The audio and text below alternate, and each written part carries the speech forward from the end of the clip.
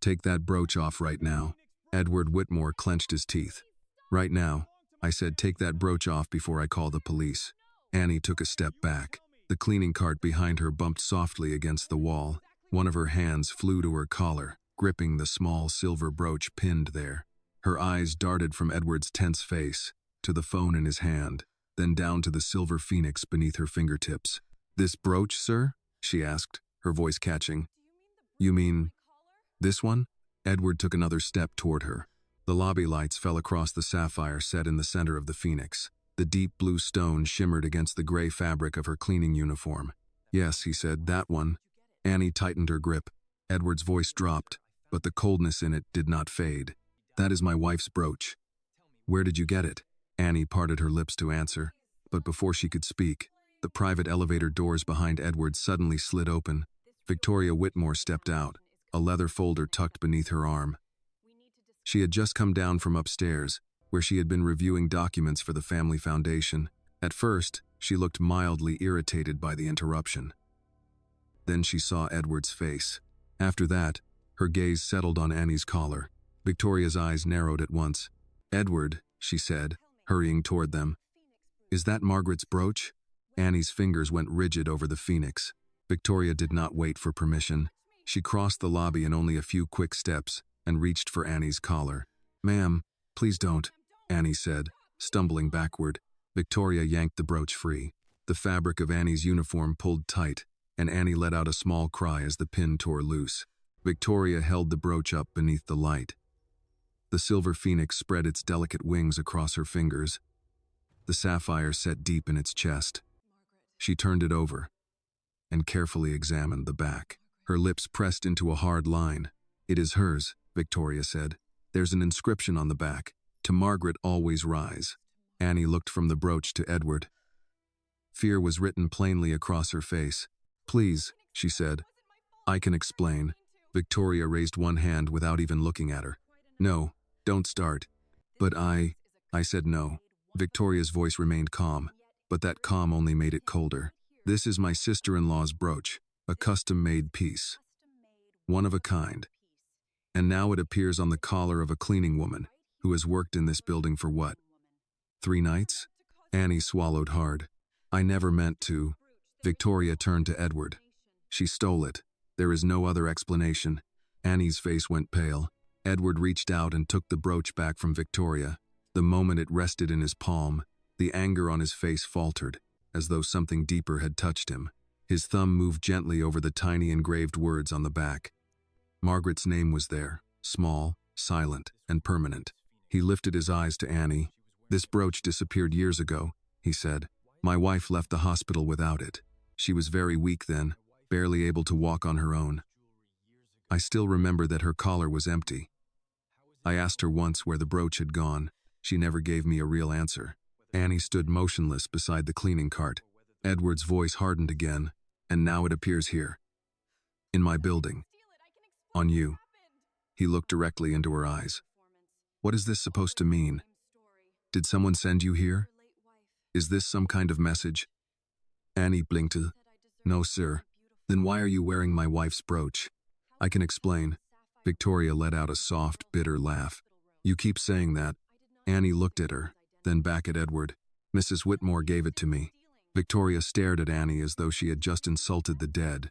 "Margaret Whitmore gave you this brooch?" "Yes, ma'am. My sister-in-law gave a custom sapphire brooch to a girl who cleaned hospital rooms." Annie's lips trembled. "At first, I didn't know who she was. I truly didn't." Victoria stepped closer. The brooch was now in Edward's hand, but the judgment still seemed to belong to her. "Stealing is still stealing," Victoria said. "Don't try to turn this into some touching little story. You didn't know this brooch belonged to Edward's wife, did you? You simply thought it was a small, expensive piece that no one would recognize. So you pinned it to your uniform, walked into this very building, and got caught. And now, all of a sudden, it becomes a gift." Annie shook her head.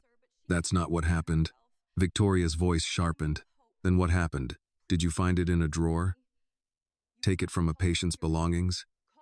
Pick it up after some poor sick woman no longer had the strength to stop you?" "No," Annie's voice broke. "Please don't say that." "Why not?" Victoria asked. Because it sounds unpleasant? Because it isn't true. Victoria folded her arms across her chest. The truth usually doesn't have to tremble this much. Annie looked down at her hands. She forced herself to take one breath, then another. She tried to hold herself together, but the tears still came. At first, only a few quiet drops. Then more and more, until her voice began to break apart. I only came here to work, she said. I didn't want to cause trouble for anyone. Victoria remained unmoved. Crying does not change where that brooch came from. Annie wiped her tears with the back of her hand, ashamed that she was crying but unable to stop. You won't even let me finish. Edward said nothing. That silence hurt more than Victoria's accusations. Annie looked at him, because now he was the one holding the brooch. He was the husband of the woman who had given it to her. He was the only person who might understand, if he was willing to listen. But Edward stood still, the silver phoenix resting in his palm, his face caught between anger and something far more difficult to read. Victoria turned to him. Edward, do something. He looked at his sister as if her voice had reached him from very far away. Call security, Victoria said. Call the police. At the very least, call Leonard and have him keep her here until this is handled. Edward's fingers closed around the brooch. Victoria watched him closely. Edward, he looked at Annie. Where did you know my wife from? Annie drew in a shaking breath. Street Agnes Rural Medical Center, in Vermont. Victoria rolled her eyes. That proves nothing. Anyone who has ever heard of that hospital could say the same thing. Annie nodded too quickly, as if she already knew her answer would be dismissed the moment she gave it. I used to work there. I cleaned patient rooms. You cleaned patient rooms, Victoria repeated. And somehow a Whitmore family brooch left a private patient's room and ended up in your hands. Annie flinched. Edward's voice lowered. Victoria, let her answer. She already answered. She said she cleaned rooms. No, Edward said. She said Street Agnes. That made Victoria pause for a moment. Edward turned back to Annie. Which room? The west hallway, Annie said. The last room on the left. The window looked out toward the pine woods. Edward's eyes narrowed slightly. Annie went on, speaking while wiping her face. The name on the chart only said Maggie W. At first, I didn't know her full name. She told me later, but she said it didn't matter much. She said names were strange things. Some people use them to open doors. Some people use them to keep others out. Victoria gave a dry laugh. That sounds rehearsed. That is what she said. How convenient that a dead woman always said exactly the things that help you. Annie looked at Edward. She didn't like it when the nurses whispered outside her door. She said if it was bad news, they should come in and say it like adults. She liked the curtains open when it snowed. She said the trees looked like they were standing guard. Edward's expression tightened. Annie noticed. But she kept going before fear could pull her back into silence. She drank chamomile tea after it had gone cold. Never while it was hot. She said hot hospital tea was just another way to make patients pretend to be grateful. She hated chocolate pudding. She used to laugh and say whoever made it had probably never tasted real chocolate. Victoria turned her face away in irritation. Enough. These little details prove nothing. But Edward was no longer looking at Victoria. His eyes were different now. Not soft, but no longer the same as before. Annie's voice grew smaller. She was kind to me. Victoria answered at once. Kindness does not mean ownership. I didn't say it did. Then what are you saying? I'm saying she gave it to me. Victoria stepped forward. And I am saying you were caught wearing it. Tears spilled down Annie's face again. I didn't know this building belonged to him. I didn't think I would ever meet him. I didn't come here because of this. Edward heard that. He looked at the brooch again. The phoenix lay in his palm, shining beneath the lobby lights, painfully familiar and impossibly strange. His thoughts shattered, then slowly came back together in pieces. Had Margaret kept something from him? Had she truly given the brooch away? Why this girl? And why, after all these years, had Annie appeared in his building wearing the one thing he had searched for but never found? Victoria's voice cut through his confusion. Edward, she is standing here with stolen property and a very carefully constructed story. Please stop staring at that brooch and do something. Edward lifted his eyes. What do you want me to do? He asked. Victoria stared at him. What do I want you to do? I want you to protect your wife's memory. Those words struck Edward harder than Victoria had intended. Protect Margaret's memory. Edward turned back to Annie. She placed it in your hand herself? Annie nodded, pressing her lips together to keep herself steady. Yes. When? Annie looked at Victoria, then at the phone still visible in Edward's coat pocket. Before she left the hospital, Victoria immediately cut in. And of course, no one witnessed this touching little ceremony? Annie shook her head. There was a nurse who knew about it. Mrs. Bennett, Ruth Bennett. Edward repeated the name softly. Ruth Bennett. She worked the evening shift. She was kind to Mrs. Whitmore, too. She wasn't always there, but whenever she could be, she was. Victoria looked impatient. Now we have a mysterious nurse as well. She is real, Annie said. Edward kept his eyes on Annie. Could she confirm this? I think so, if she's still at Street Agnes, or if someone there knows where she went. Victoria lifted one hand. You cannot seriously be thinking of chasing down some elderly nurse just because this girl knows how to cry at the right moment. Annie stepped back as if she had been slapped. Edward's voice changed. Enough. Victoria stared at him. Edward, you are letting her manipulate you. No, he said. I am trying to understand why my wife's brooch is in my hand after so many years since her death. Victoria's jaw tightened. Because she took it. Maybe. Annie lowered her head.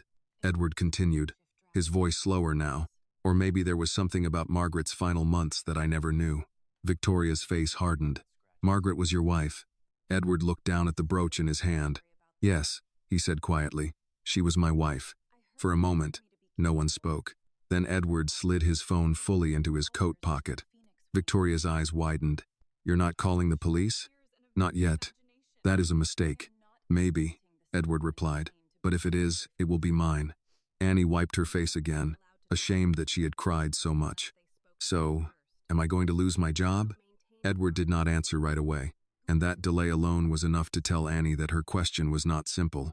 At last he said, No, not tonight, Victoria exclaimed in disbelief. Edward, he ignored her. You are going upstairs, Edward said to Annie. You will sit in my conference room and tell me exactly what happened at Street Agnes. From the first day you met my wife until the day she gave you this brooch. Annie glanced at the object still resting in his hand. Edward noticed the look, but he did not return the brooch. The elevator ride lasted less than a minute, but to Annie, each floor seemed to cut straight into her bones. She stood close to the doors, her hands clasped tightly in front of her uniform, trying not to look at the brooch in Edward Whitmore's hand. Victoria stood beside Edward, her leather folder pressed against her chest. Edward remained silent. Since putting his phone into his coat pocket, he had not said another word. His thumb moved lightly over the surface of the brooch, then went still. The elevator doors opened onto the executive floor. Along the hallway, carefully framed photographs hung on the walls. Margaret appeared in several of them. Annie recognized her immediately, even before her mind allowed her to think about it. Annie's steps slowed without her meaning them to. Edward noticed. You know that photograph? Annie turned her face away too quickly. I used to see her every day, sir, she said softly. Just not like this. Victoria let out a faint, dry laugh. How convenient. Edward did not answer. He opened the glass door leading into a conference room overlooking the harbor. Inside was a long table with enough seats for 20 people, its dark surface polished beneath the lights. Sit down, Edward said. Annie chose the chair closest to the door. Victoria remained standing. I don't think this should continue without security present. Edward placed the brooch on the table in front of him, out of Annie's reach.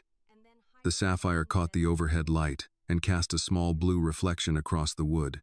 We are not interrogating her like a criminal, he said. Victoria raised an eyebrow. Then what exactly are we doing? Listening.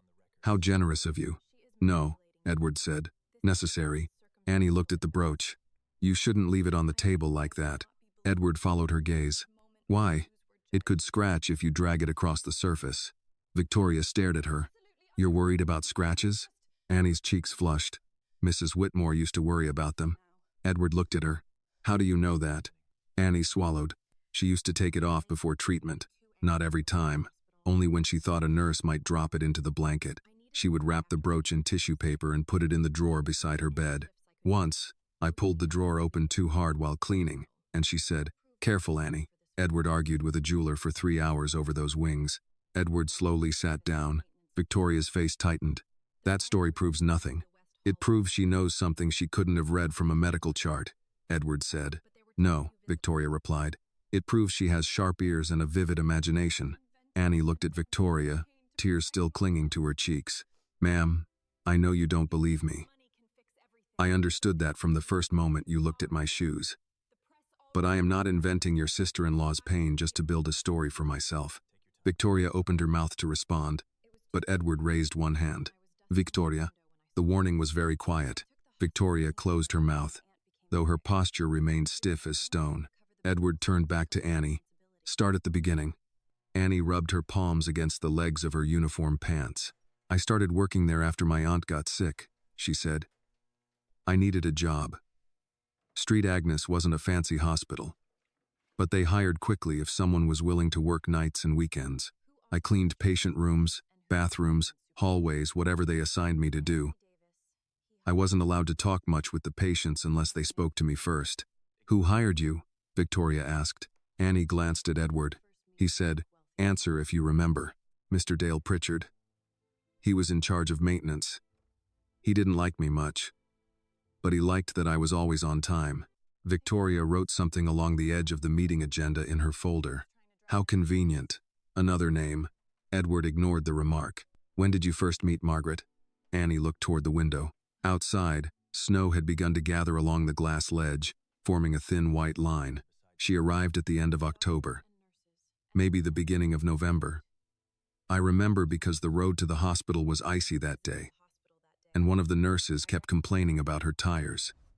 Mrs. Whitmore was in the last room on the west hallway. A private room, better sheets than the other rooms, fresh flowers sometimes, but not many visitors. Edward's jaw tightened. "Who visited her?" Annie hesitated. "Doctors, nurses. Sometimes a man in a suit stood outside the door and spoke with the head nurse." "Was it me?" Annie looked at him. "No, sir." Victoria glanced sharply at Edward, then looked away. Annie continued. "There was a blonde woman who used to come. She dressed very elegantly. She wore perfume, and the scent would stay in the hallway after she left." Victoria's face stiffened. Annie looked at her, slowly realizing. "It was you." Victoria gave a strained smile. "I visited my sister-in-law." "That is not a crime." "I didn't say it was. What else do you remember besides that?" Annie lowered her head. "You brought white orchids." Victoria lifted her chin. "Margaret liked orchids." Annie shook her head before she could stop herself. "No, ma'am. She said they looked expensive and lonely." Edward looked at Victoria. Victoria's face flushed. Margaret had a dry sense of humor. "She cried after you left," Annie said. "Victoria froze." Edward leaned back as if Annie's words had placed a hand against his chest and pushed gently. "Why?" Annie pressed her lips together. "I don't know everything," she said. "I was only cleaning the bathroom. You were standing in the hallway with one of the nurses. You said Mrs. Whitmore should be grateful the family was keeping everything private. You said the foundation couldn't survive bad press, and that people had started asking why Mr. Whitmore's wife had been quietly sent to Vermont." Victoria's voice turned sharp. "That is not what I said." Annie looked at her. "Maybe not word for word." "Then don't pretend you're quoting me." Edward turned to Victoria. "But you said something like that?" Victoria's lips pressed tight. "I was handling a delicate situation." Margaret understood that. Annie's voice was small, but steady. She didn't look like she understood. She looked tired. Edward rubbed a hand over his mouth. "What happened when Margaret first spoke to you?" Annie seemed relieved that the question had moved away from Victoria. She dropped a glass of water. The glass didn't break, but water spilled all over the floor. I ran in with towels. She kept apologizing. I told her she didn't have to apologize for being sick. She looked at me as if no one had ever said that to her before. Edward lowered his head. "She asked my name," Annie continued. "I told her my name was Annie. She said, 'Thank you, Annie. A person should always know the name of someone who helps them.'" Edward stared down at the table. At last, Victoria sat down, not because she had softened, but because standing no longer helped her control the room. "And then?" Edward asked. "After that, whenever I was assigned there, I cleaned her room. Sometimes she talked. Sometimes she didn't. There were days when she was in too much pain. I learned not to ask too many questions. I just did small things. Opened the curtains, changed the water, picked up her books. Once, I brought her a blueberry muffin from the cafeteria because she said the oatmeal looked like wet cement. She should not have been eating cafeteria muffins. Victoria said. Annie glanced at her. She ate half of it. Then she said it was the best rebellion she had left. Edward closed his eyes for a moment. That was Margaret. When he opened them again, he asked, "How often did you sit with her?" "I wasn't allowed to sit," Annie said. "But you did. Sometimes." She looked ashamed, but not because of Margaret. "During my break. Or after my shift. If the bus hadn't come yet." She said the room got too quiet at night. Edward's voice grew rougher. "Did she ask about me?" Annie wished he had asked something else. "Yes," she said. "What did she ask?" "If you had called." Edward lowered his head. Annie quickly added, because she did not want it to sound too cruel, she didn't ask in an angry voice. She just asked. Sometimes the nurse would say, "You had called earlier while she was sleeping." Sometimes there were flowers sent. She knew you were busy. Victoria seized on that at once. "There, you see?" Margaret understood. Annie looked at Edward, not at Victoria. Understanding that didn't make the room feel any less empty. Edward's face went pale. Victoria rose to her feet. "I will not sit here and let this girl lecture us about Margaret's marriage." Edward did not look at her. "Sit down, Victoria." "No." This time, he raised his head. "Sit down." Annie stared at her hands. Edward reached toward the brooch, then stopped before touching it. "Did Margaret ever tell you why she went to Street Agnes instead of staying at home?" Annie slowly nodded. She said she didn't want to become something people whispered about in the hallways of her own house. Edward went still. "What does that mean?" "I don't know exactly. She said there are houses where people speak so softly that you begin to feel like you are no longer alive even before you die." Victoria whispered, "Enough." But now, in his sister's voice, Edward heard more than anger. He heard fear, too. Annie wiped the tears from her cheeks again. "I didn't mean to hurt anyone." Edward looked at her for a long time. "I believe that." Victoria turned toward him. "Edward, please. Think carefully before you say anything." "I am thinking."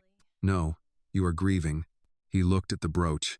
"I have been grieving for 3 years, Victoria. Maybe tonight is the first time I am finally listening to that grief."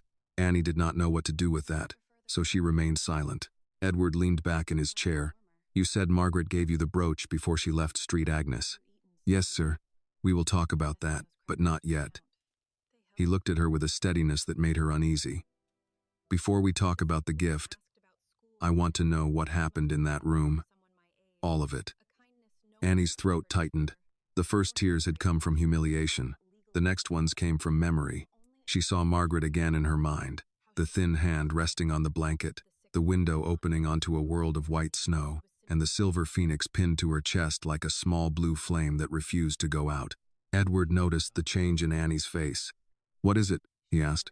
Annie looked at the brooch lying on the table between them. "She was very afraid at night," she said. "Not of dying. Not exactly." Edward's voice lowered. "Then what was she afraid of?" Annie drew in a breath. "Of being forgotten, even before she was gone." If this moment touched your heart, please take a second to like this video.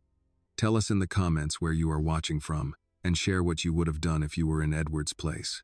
And don't forget to subscribe to the channel for more emotional stories about truth, justice, and the voices that deserve to be heard. Edward did not answer at first. The sentence stayed in the conference room longer than it should have, touching the glass walls, the polished table, the photographs outside in the corridor, all the places where Margaret had been turned into a name on a plaque, being forgotten before she was gone. Victoria looked away first. "That is a cruel thing to say." Annie's eyes dropped. "She said it, ma'am." "I didn't." Edward sat with both hands on the edge of the table. He wanted to reject it. He wanted to say Margaret had never been forgotten, that she had been loved, honored, protected, surrounded by the best care money could buy.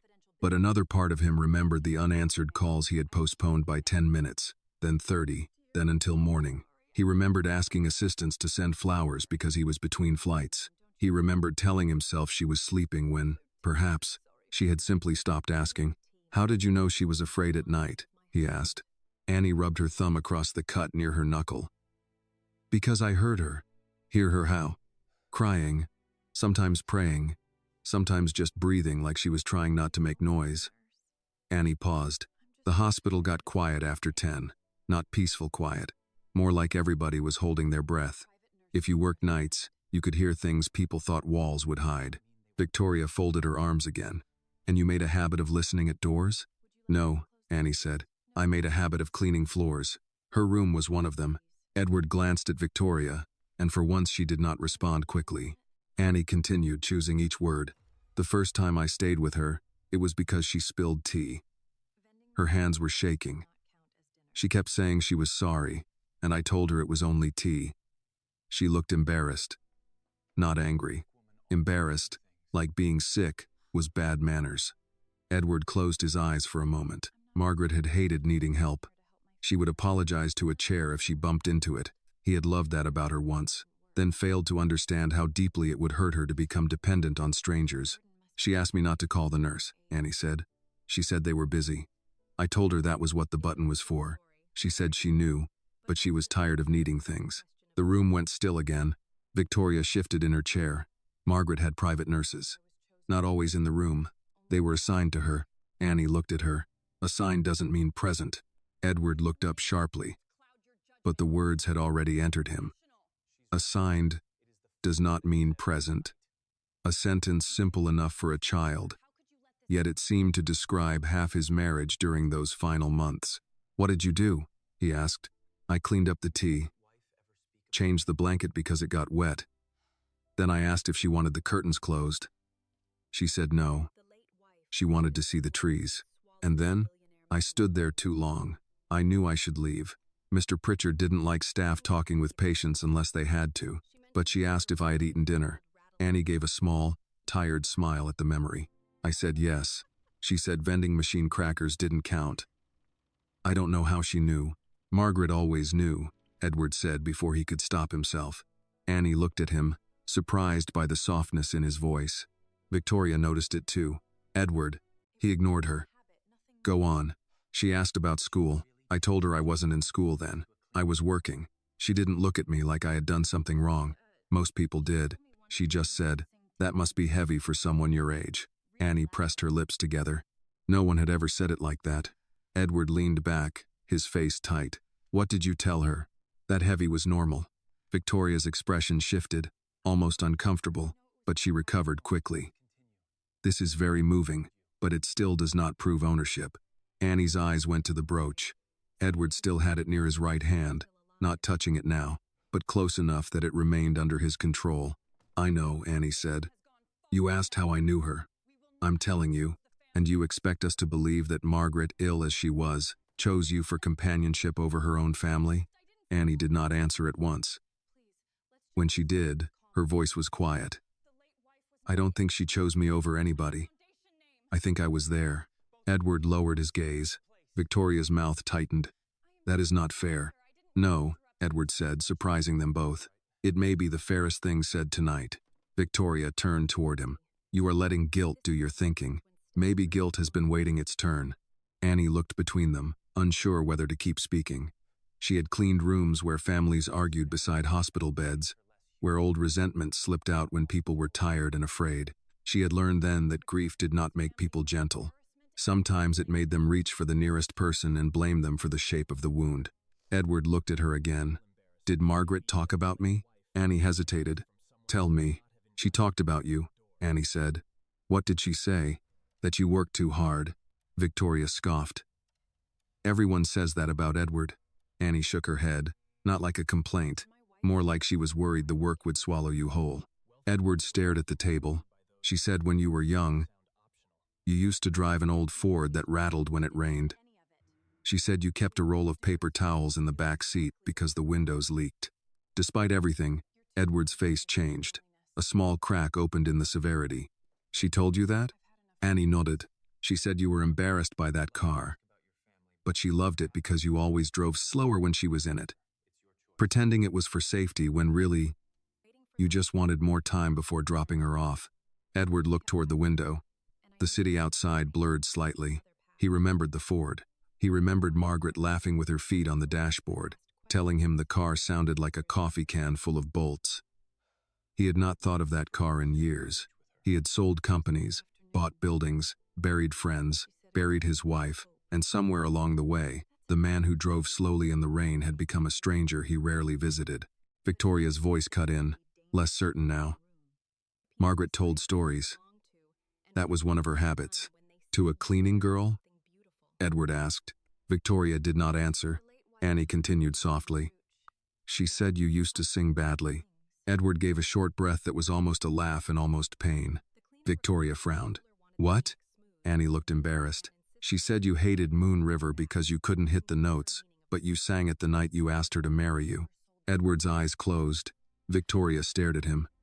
Is that true? He did not answer her. He did not have to. His silence did it. Annie looked down quickly. I'm sorry. Maybe I shouldn't have said that. No, Edward said, his voice rough. She told you that? Yes, sir. She laughed when she told me. Then she cried a little.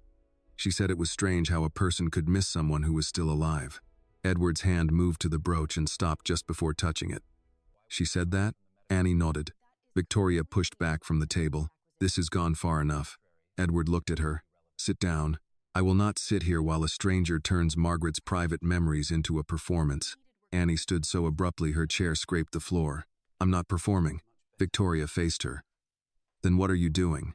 Trying not to be called a thief for something your sister-in-law gave me. She was not my sister-in-law to be used as a shield. Annie's tears returned, but this time her voice held. She was not yours to hide behind a foundation name either. Victoria went white. Edward rose. Annie. Annie immediately looked afraid, as if she had gone too far and only realized it after the words left her mouth. I'm sorry. Edward studied her for a moment. Sit down. She sat, hands shaking in her lap. Victoria remained standing. You see? This is what happens when you let staff forget boundaries. Edward turned slowly toward his sister. Do not use that word like it makes her less human. Victoria's face tightened. I am trying to protect this family. From what? From embarrassment. From manipulation. From someone walking in off the cleaning crew wearing Margaret's jewelry and claiming emotional inheritance. Annie looked at the table. Edward's voice lowered. Maybe the embarrassment is that Margaret had to find kindness from someone we would not have invited through the front door. Victoria looked as if he had slapped her. The clock on the wall clicked into the silence. Past midnight now. Somewhere below, the lobby still held Annie's abandoned cart, the wet floor likely drying in streaks. She wondered if she would be blamed for that too. Edward sat again. Annie, did Margaret ever mention why she didn't want me to know about you? Annie thought for a while. I don't know that she didn't want you to know. She said you had a lot on your shoulders. She said people with money sometimes get surrounded by people who make every hard truth sound optional. Edward absorbed that slowly. She said that? Yes. Victoria said. Margaret was medicated, Edward. Annie shook her head. She knew what she was saying. You were 15, Victoria said. You would not know. I knew when someone was lonely, Annie replied. I had enough practice. Edward looked at her then. What happened to your family? Annie stiffened. You do not have to answer, he said. She looked surprised by the permission. After a moment, she said, my mother died when I was young. I stayed with my aunt for a while. She did what she could, but there wasn't much money and there were always bills. I started working because waiting for things to get better didn't pay rent. Edward said nothing. Victoria's expression did not soften, but she stopped interrupting. Annie added, Mrs. Whitmore didn't ask questions like she was collecting sad stories. She asked like the answers mattered. Edward's eyes went to the brooch again. And the brooch? He said. When did she first talk to you about it? Annie breathed in, then out. A week after I met her. Maybe 2. She was wearing it on a blue robe. I told her it was pretty. She smiled and said, pretty things can be dangerous in the wrong room. I didn't understand. What did she mean? I think she meant people decide things about you when you wear something beautiful. They think they know who gave it to you, who you belong to, what you must have done to get it. Victoria's eyes flicked briefly to Annie's collar, now bare. Annie noticed. I guess she was right. Edward took that quietly. She told me you designed it, Annie said. She said you were impossible about the wings. Despite himself, Edward looked at the phoenix. I was. She said the jeweler wanted it smooth, but you said no. A phoenix shouldn't look polished. It should look like it fought its way back. Edward's throat tightened. Annie looked at him. That's why I never sold it. Victoria laughed once, sharp and disbelieving. Sold it? Annie turned to her. Do you know how many times I could have used the money? After I lost the hospital job, when my aunt's heat got shut off, when I had to choose between a bus pass and groceries. She wiped her face again, angry now at the tears. If I had stolen it, Mrs. Whitmore would have been the easiest person in the world to rob, wouldn't she? Sick, alone, asleep half the time. But I didn't. I kept it because she asked me to. Edward looked at the brooch. For the first time, the object in his hand no longer felt like property. It felt like a question of character, and not Annie's alone. "Why were you fired?" he asked. Victoria leaned forward. "That is irrelevant." "No," Edward said. "It isn't." Annie's shoulders sank. "I spoke up about a patient." "What patient?" "An older man, Mr. Grady. He was in room 214. No family visiting. No private insurance. He kept waiting for someone to change his sheets. I told the charge nurse. She told me to stay in my lane, so I changed them myself." Victoria looked unimpressed. "And they fired you for changing sheets?" "No, they fired me because I wrote down the time he called for help and how long no one came. Then I gave it to Mrs. Bennett. I thought someone should know. Mr. Pritchard said I was making trouble. 2 days later, they said a patient's bracelet was missing and my name went in the file." Edward's face hardened. "Were you charged?" "No, sir. Just fired. People like me don't always need charges to be punished." That sentence settled heavily. Edward looked at Victoria. "You hear that?" Victoria's voice was cold. "I hear a girl who knows how to make every question about injustice." Annie's eyes flashed. "Because sometimes it is." Edward lifted a hand before Victoria could respond. "Enough, both of you." No one spoke. Edward reached for the desk phone at the center of the conference table and pressed a button. A sleepy male voice answered from the security office downstairs. "Leonard Hayes." "Leonard, it's Edward. I need you on the executive floor." "Yes, sir. Is there a problem?" Edward looked at Annie, then at Victoria, then at the brooch. "I don't know yet," he said. "Bring the visitor log access, and find me any contact information we have for Street Agnes Rural Medical Center in Vermont." Victoria leaned back, displeased. "You're involving security now?" Edward ended the call and looked at her. Not to arrest her, to verify. Annie's shoulders eased a fraction, but fear remained. Edward turned to her. "If Ruth Bennett exists, we will find her." "She exists," Annie said. "I hope so." Annie looked at the brooch in his hand. "And if she tells you I'm telling the truth?" Edward did not answer quickly. Annie waited. At last he said, "Then I will owe you more than an apology." Victoria looked away. Edward's eyes stayed on Annie. "But until then, the brooch stays with me."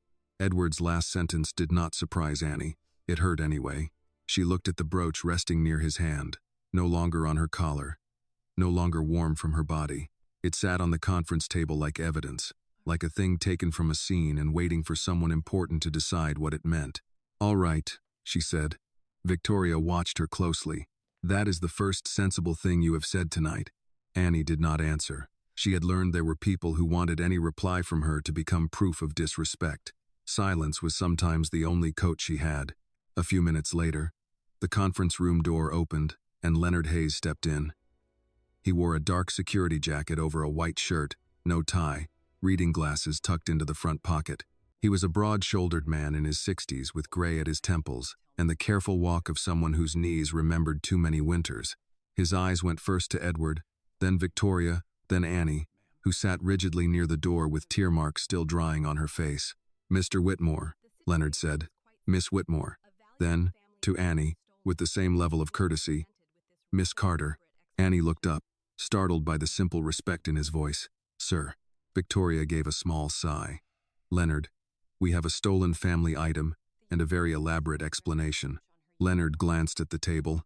He saw the brooch and, to his credit, did not reach for it. "That the piece?" Edward nodded. "Margaret's Phoenix." Leonard's expression shifted slightly. He had worked in the building long enough to know what that name carried. "I understand." "No," Victoria said. "You don't. This young woman was found wearing it on her uniform." Leonard looked at Annie again, not accusing, only measuring. "And she says?" "She says my wife gave it to her," Edward said. Leonard let that settle for a moment. "Then I suppose we should find out whether that could be true." Victoria's mouth tightened. I had hoped someone in this building still believed in procedure. That is procedure, Leonard said. Verify before we ruin someone.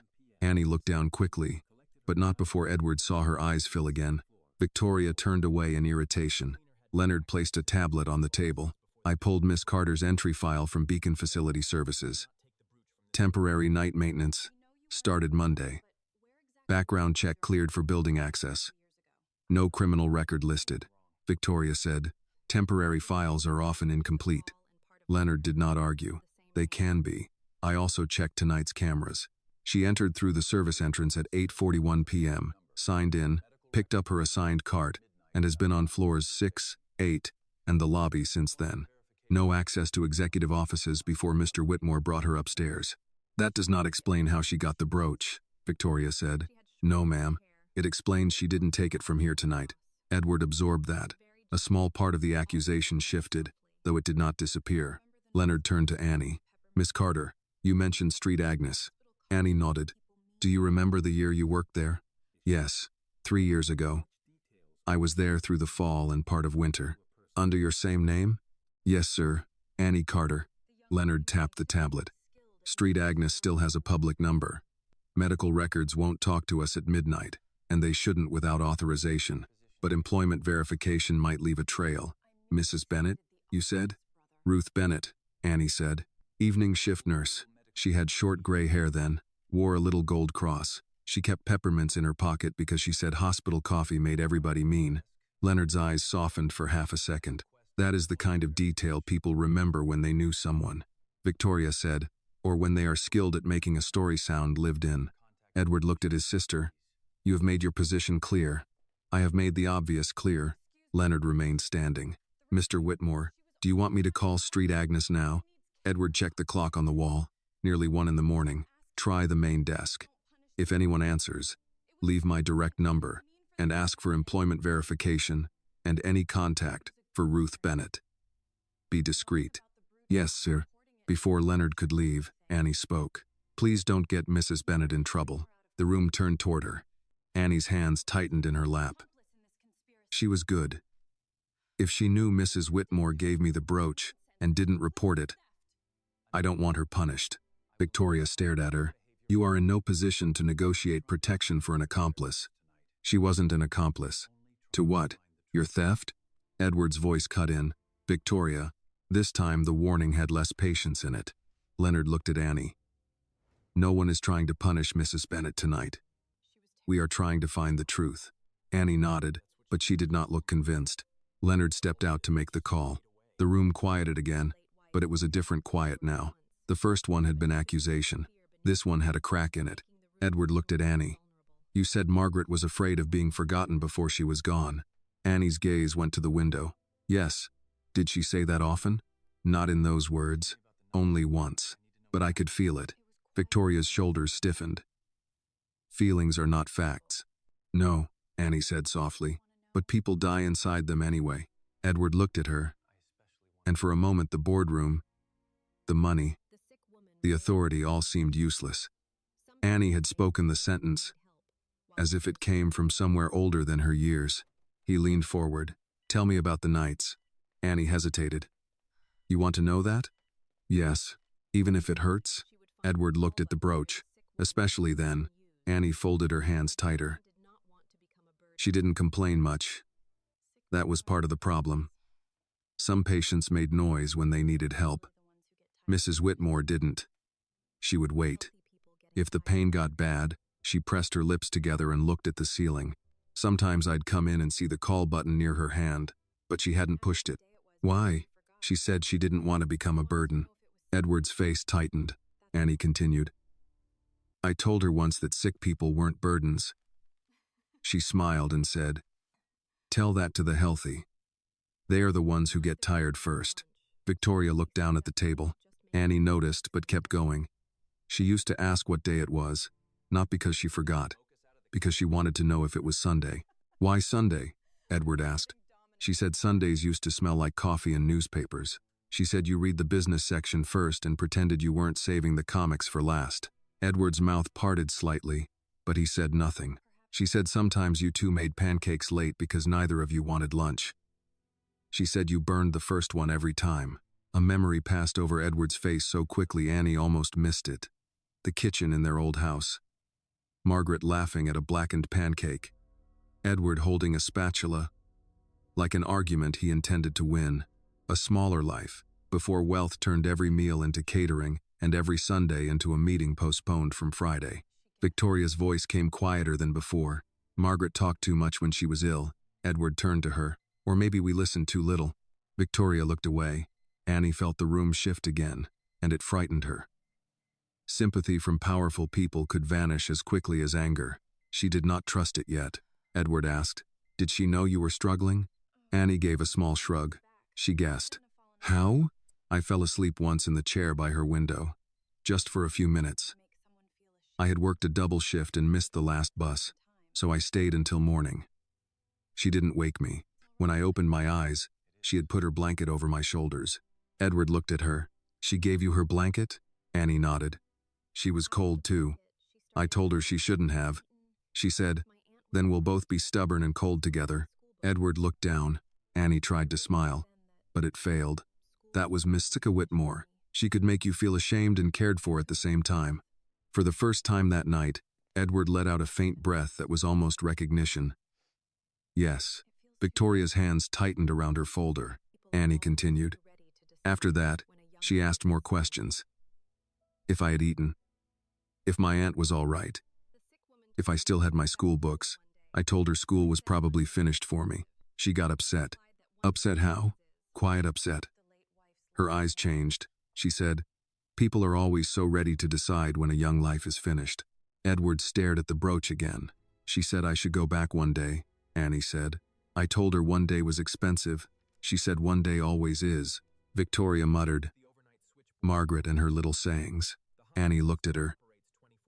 "They were not little to me." Victoria did not answer. The conference room door opened, and Leonard returned. He held a yellow legal pad in one hand. "I reached the overnight switchboard at Street Agnes.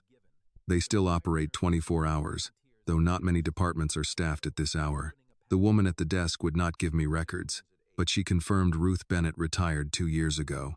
Annie lifted her head. Leonard went on. "She could not give me a phone number, but she said, 'Mrs. Bennett volunteers sometimes at a parish clinic in Brattleboro. I have the clinic name. They open at 8. Edward nodded. "Good." Victoria crossed her arms. "So, the nurse exists. That still does not prove this story." "No," Leonard said.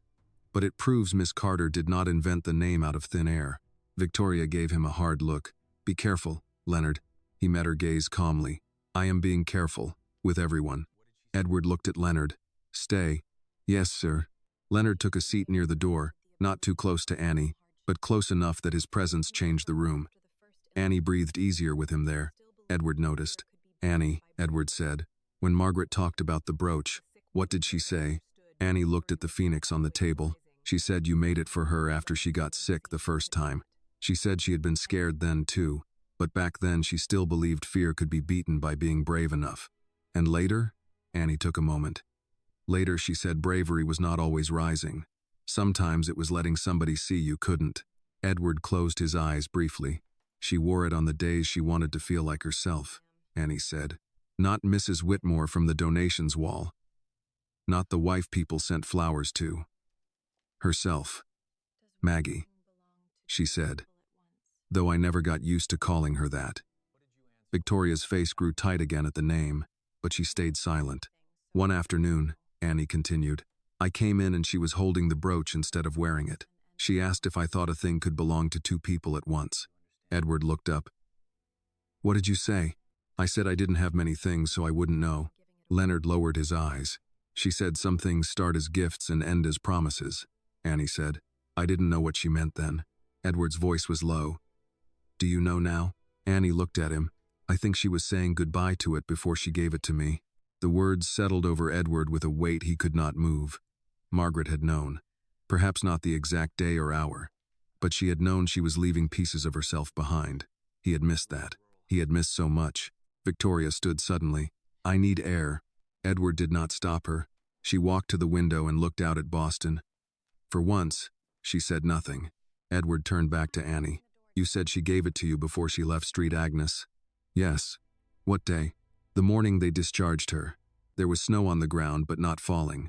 She was wearing a cream coat. A nurse had packed her things. She asked me to close the door. Edward's hand tightened under the table. Annie's eyes stayed on the brooch. She was shaking, but not from cold. She took it off her coat and put it in my hand. I tried to give it back. I knew it was expensive. I told her I couldn't take something like that. What did she say?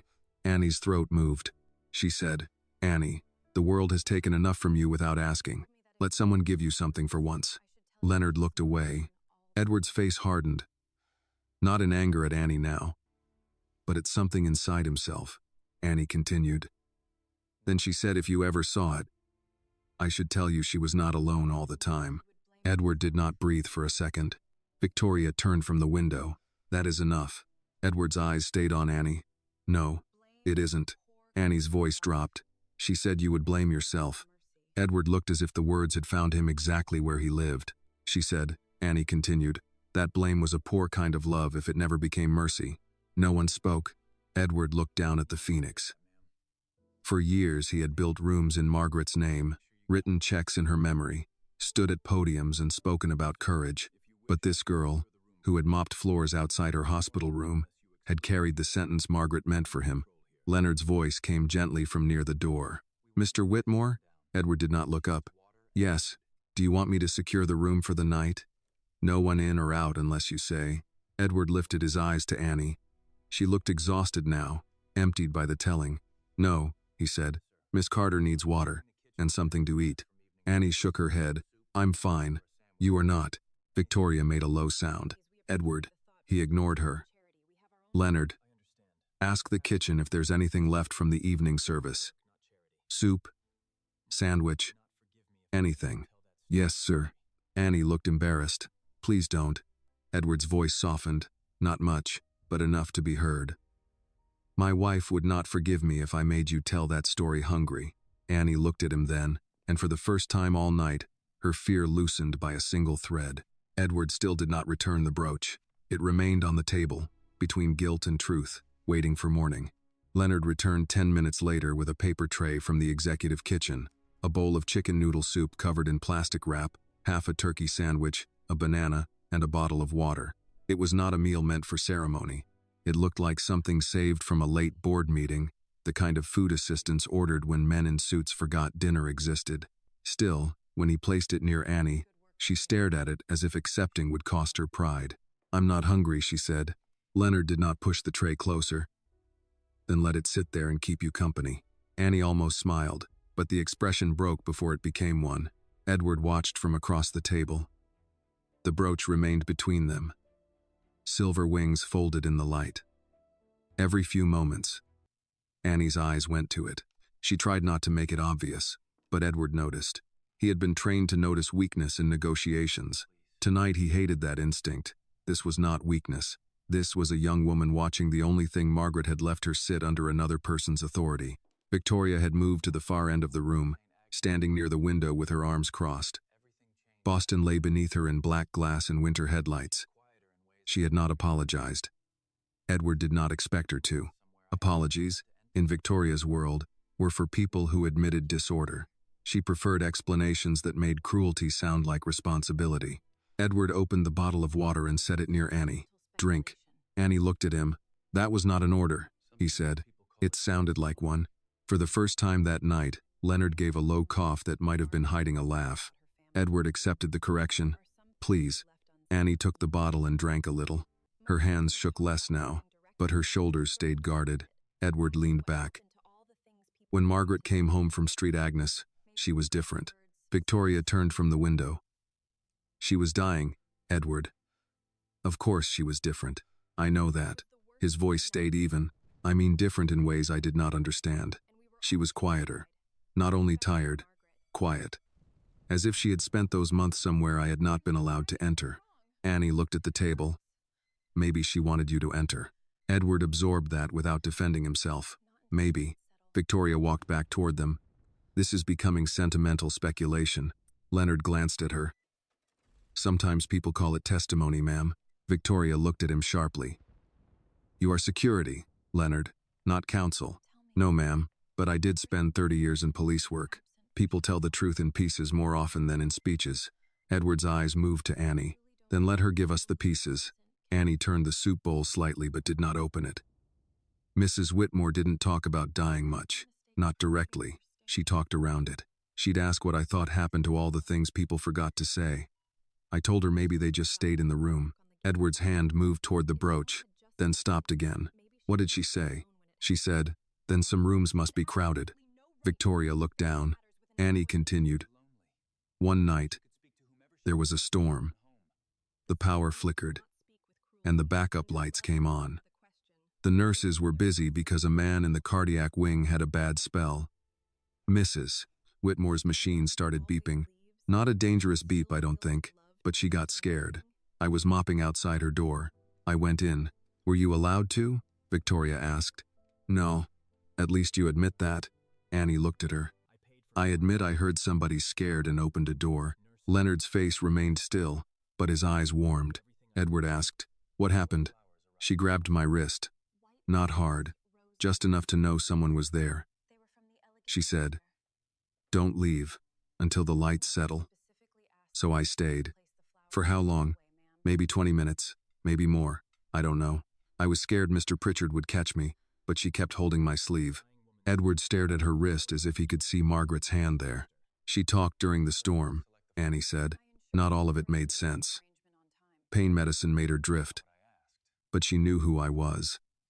She asked if I believed people could be forgiven for being absent. The question seemed to enter Edward's body before he understood it. What did you tell her? Annie's voice softened. I said I didn't know. I was still mad at a lot of people who had been absent. Edward nodded once, barely. She said absence gets complicated when love is involved. Then she said, Edward thinks providing is the same as staying. He learned that from men who never knew how to sit still. Victoria's face tightened. Margaret had no right to discuss Edward with an employee. Edward turned to her. She had the right to discuss her loneliness with whoever heard it. Victoria said nothing. Annie reached for the sandwich, then withdrew her hand. She didn't say it mean. She loved you. That was never the question. Edward looked at her. What was the question? Whether love that is always leaving still feels like love to the person waiting. The room fell silent. Edward got up and walked to the window. He did not trust his face. Below, Boston moved as if nothing had happened. Snow collected on the dark ledges. Across the street, an office cleaner in another building pushed a vacuum along a lit hallway. For the first time in years, Edward wondered how many lives moved around his own without ever being seen. He spoke without turning. I paid for Street Agnes because the specialists recommended quiet. Victoria said, they did. I paid for the private room. Yes. I sent nurses. Yes. I sent flowers. Victoria's voice softened in the wrong way. You did everything you could. Annie did not speak. Edward turned. Did I? No one answered. Leonard looked down at his hands. Edward returned to the table and sat. What flowers did she get? Annie seemed confused by the question. Sir? When flowers came, what kind? White lilies mostly, sometimes roses, once orchids, from Miss Whitmore. Annie glanced at Victoria. Mrs. Whitmore thanked the nurse and asked her to put them in the hall. Victoria stiffened. She was sensitive to strong smells. No, Annie said before she could stop herself. She said flowers from guilty people wilt faster. Edward looked at Victoria. Victoria's mouth parted. That is enough. But Edward's eyes had gone cold in a new way. Did you choose the flowers I sent? Victoria hesitated. Did you? I helped your office coordinate arrangements. You were traveling. What did Margaret like? Victoria looked irritated. What kind of question is that? A simple one. She liked beautiful things. Edward's voice lowered. She liked yellow tulips from the market on Tremont Street, not lilies. She said lilies made a room smell like a funeral before anyone had died. Annie looked at him then. Something like recognition passed between them, not comfort, but a shared knowledge of the same woman from opposite sides of a closed door. Victoria's face colored. I was handling logistics. You were handling appearances, Edward said. Victoria straightened. Someone had to. Annie looked at the soup, uncomfortable. Family anger had a way of making poor people feel responsible for standing too close to it. Edward noticed and reined himself in. "Eat something, Annie." This time she opened the soup. The smell rose gently. Chicken broth and celery. Ordinary and warm. She took one careful spoonful, then another. No one commented. Leonard's phone buzzed. He checked the screen. "I left a message with the parish clinic voicemail. Also sent an email from security requesting contact with Mrs. Bennett as soon as they open. I copied your office, Mr. Whitmore." "Good." Victoria sat again, but her voice stayed tight. "And until morning? Are we keeping this girl here all night?" Edward looked at Annie. "No, she can go when she wants." Annie looked up. "I can?" "Yes," Victoria said. "With a stolen item unresolved?" Edward's gaze moved to the brooch. "The item is here." Annie's spoon stopped halfway to her mouth. Edward saw the hurt return. "I am not returning it tonight." "I didn't ask," Annie said, though they all knew she wanted to. "I know." He was quiet for a moment. "I need to verify what you told me." Annie put the spoon down. "And if Mrs. Bennett doesn't answer, then I keep looking." Victoria laughed softly. "For what? A retired nurse, a dead woman's remarks, and a story that makes you feel guilty?" Edward looked at his sister. "For the truth." Victoria's voice sharpened. "The truth is Margaret was your wife, not hers." Annie looked at Victoria then. Tired but no longer shrinking. "I never said she was mine." "Then stop speaking as though you knew her better than we did." Annie's voice became very quiet. "I knew how she took her tea. I knew which hand hurt after treatment. I knew she turned her wedding ring around when she was trying not to cry.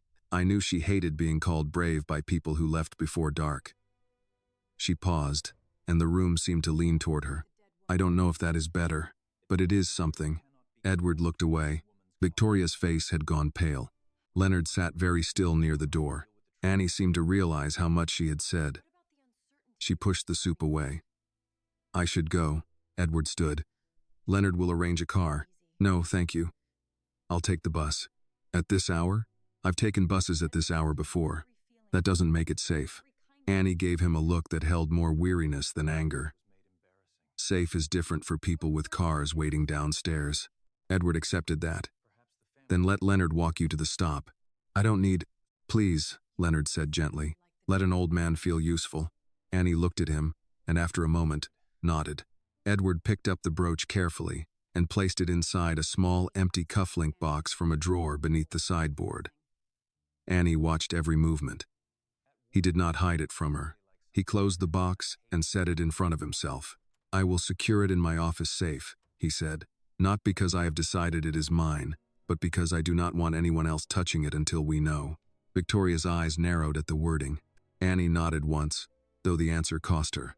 Edward took a card from his jacket and slid it across the table. "My direct number is on that. If anyone from Street Agnes contacts you, call me. If anyone from Beacon Facility Services gives you trouble because of tonight, call me." Annie did not take the card at first. "I don't know if calling you makes things better or worse." "That is fair." The honesty surprised her. She picked up the card and tucked it into her uniform pocket. Leonard stood and opened the door. Annie rose slowly, keeping her eyes away from the cufflink box now, as if looking again would make leaving harder. At the doorway, Edward spoke. "Annie." She turned. He wanted to say he was sorry. He wanted to say he should not have let Victoria rip the brooch from her collar. He wanted to say Margaret's name had not sounded so alive in years. But apology, if it came before truth, might sound like strategy. So he said the only thing he could say without making it smaller. "Thank you for telling me what you have." Annie looked at him for a long moment. "She wanted you to know," she said. Then she followed Leonard into the hall. Edward remained standing until the elevator doors closed behind them. Victoria gathered her folder with sharp movements. "You are making a mistake," she said. Edward looked at the small box on the table. "I made one years ago," he said. "Tonight I am trying to find out how large it was." Victoria did not leave right away. She stood at the far end of the conference room with her folder against her side, watching Edward as if he had become the unreliable one in the family. The cufflink box sat on the table between them. It was small, navy leather, meant for some gift from a board member years ago, but now it held the Phoenix brooch. and with it the first real disturbance in the story they had all agreed to tell about Margaret's final months. "You should put that in the safe," Victoria said. Edward did not move. "I will. Now." He looked up. "Are you afraid Annie will come back and steal it twice?" Victoria's jaw tightened. "I am afraid grief is making you reckless." Grief did not put that brooch on her collar. No, theft did. Edward exhaled through his nose, tired suddenly in a way that had nothing to do with the hour. "You keep saying that as if saying it often enough makes it complete, because it is the simplest explanation. Simple explanations are useful in business. They are not always useful with the dead." Victoria's face changed, but only for a second. She looked older under the conference room lights, not softened, just sharpened by fatigue. "Margaret is dead, Edward. Whatever that girl thinks she remembers. Whatever she thinks Margaret meant to her. It does not change the fact that we are the ones left to protect what remains." Edward placed his hand on the cufflink box. "And what remains, Victoria? The foundation? Her public work? Her name?" "Her name," he repeated. "Not her." Victoria looked away first. "Do not make me the villain because I understand responsibility." Edward studied her. He had spent his life reading people across tables. Bankers, senators, rivals, who smiled while hiding knives. Victoria was harder because she was family. He knew her habits, her pride. The way she could turn fear into etiquette and cruelty into order. She had managed funerals, donors, letters, calendars, condolences. She had done it all efficiently, which had once felt like a mercy. Now he wondered what efficiency had buried. "Did you know about Annie?" he asked. Victoria's eyes returned to him. "Know what?" "That Margaret had a cleaning girl sitting with her." Victoria gave a small laugh without humor. "Edward, Margaret was in a hospital. There were nurses, aides, cleaners, orderlies. Of course, people came in and out. That is not what I asked. I knew she occasionally spoke to staff. Margaret spoke to everyone. It was one of her habits." "Did you know she was close to Annie?" Victoria hesitated too long. Edward saw it. "You did. I knew Margaret had become sentimental. Illness does that." "That is a cold answer." "It is an honest one."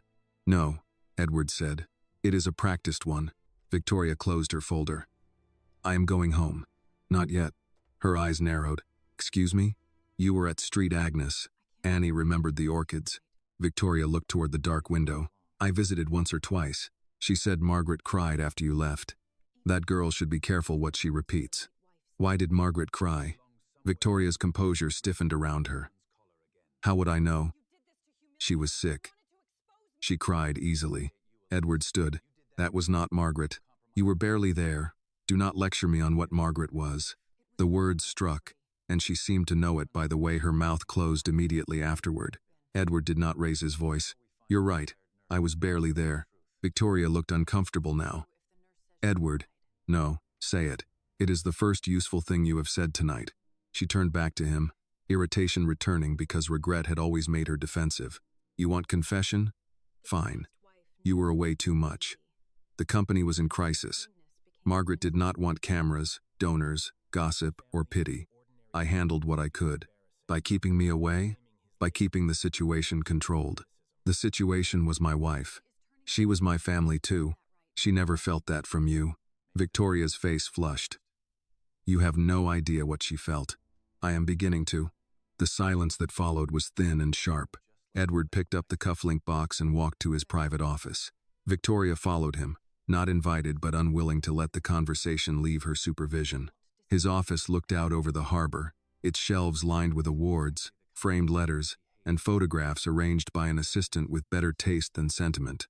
On the credenza was a silver-framed picture of Margaret at a summer charity luncheon, the phoenix brooch pinned to her pale blue jacket. Edward had seen the photograph 1,000 times. Tonight it seemed to accuse him quietly. He opened the wall safe behind a panel of dark wood.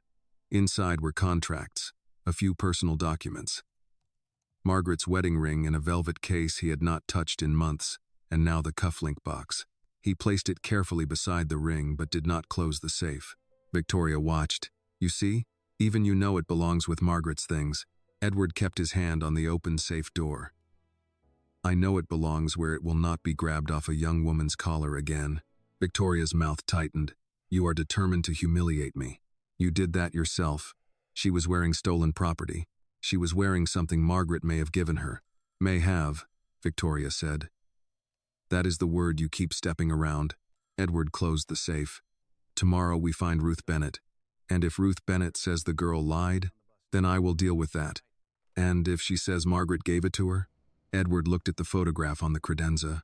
Then I will deal with that too. Victoria picked up the photograph and studied it. Margaret smiled out from behind the glass, alive in a way that made both of them quieter for a moment. She did not make it easy, Victoria said. Edward turned. Margaret? She never understood what it meant to be part of a family like this. Every feeling had to become a principle. Every kindness had to become a stand. She made ordinary things heavy. Edward took the frame from Victoria's hand and set it back down. No, we made ordinary kindness feel embarrassing. Victoria looked at him as if he had betrayed his own name. You are letting that girl turn you against your family. Edward's answer came without force, which made it harder to dismiss. Maybe my family turned away first. Victoria said nothing for a long moment. Then she said, You will regret letting her into this. She was already in it. She is staff. She is a person who knew my wife. Victoria's eyes hardened again. You sound like Margaret. Edward looked at the photograph. Good. That ended the conversation. Victoria gathered herself the way she always did, smoothing her coat, lifting her chin, turning emotion into posture. I will be here at 9. Do not speak to anyone outside the family before we know what we are facing. Edward almost laughed. That is exactly the kind of sentence Margaret hated. She hated many necessary things. No, she hated cowardice dressed as necessity. Victoria left without answering. When the door closed, the office felt larger than before. Edward stood alone with the city beyond the glass and Margaret's face in the frame. He should have gone home. He should have slept. Or tried to. Instead, he sat at his desk and opened his laptop. His hands moved through old calendars, archived emails, travel records from 3 years earlier. London, Zurich, Dallas, Singapore, board calls, investor dinners, strategy retreats. Each entry had seemed urgent at the time. Now they looked obscene in their neatness. He found the week Margaret had been discharged from Street Agnes. His calendar showed a 7 a.m. call with Zurich, a noon meeting with council, a dinner with investors, and one blocked hour labeled M home. 1 hour for the woman who had returned from months of illness. Edward leaned back and covered his eyes. The office phone rang. He looked at it, annoyed at the hour, then saw the call came from the main security desk. He picked up. Yes. Leonard's voice came through low and steady. Mr. Whitmore, Miss Carter is on the bus. I waited until it arrived. Thank you. She asked me not to trouble you. Edward glanced at the safe. Did she say anything else? A pause. She asked whether you were going to keep the brooch forever. Edward closed his eyes. What did you tell her? I told her I didn't know. That was honest. She also said Mrs. Whitmore told her once that rich people sometimes mistake possession for love. Edward did not speak.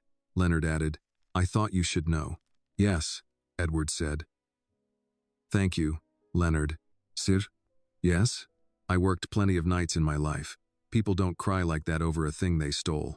Not usually. Edward held the receiver for a moment. You believe her? I believe she believes every word she said. Tomorrow we find out the rest. After the call ended, Edward sat in the darkening office, the laptop still open to a calendar full of old absences. He thought of Annie on a late bus, collar torn where the brooch had been, hands folded around nothing.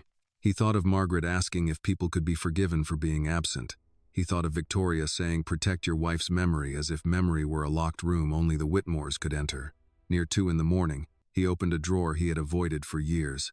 Inside was a stack of letters Margaret had written him before they married, tied with a blue ribbon because she once said even paper deserved a little dignity. He untied it and read the first one he touched. The handwriting was younger, quicker, alive with impatience. Edward, someday you will own too much. Promise me you will still know when a person is standing right in front of you. He read the sentence 3 times. Then he put the letter down, reached for his phone, and sent Leonard one more message. Find Ruth Bennett first thing. Quietly. And get me Annie Carter's employment file from Beacon.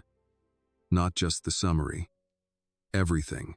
He set the phone beside Margaret's photograph and stayed there until the snow stopped falling over Boston. At 7:30 the next morning, Edward had not gone home.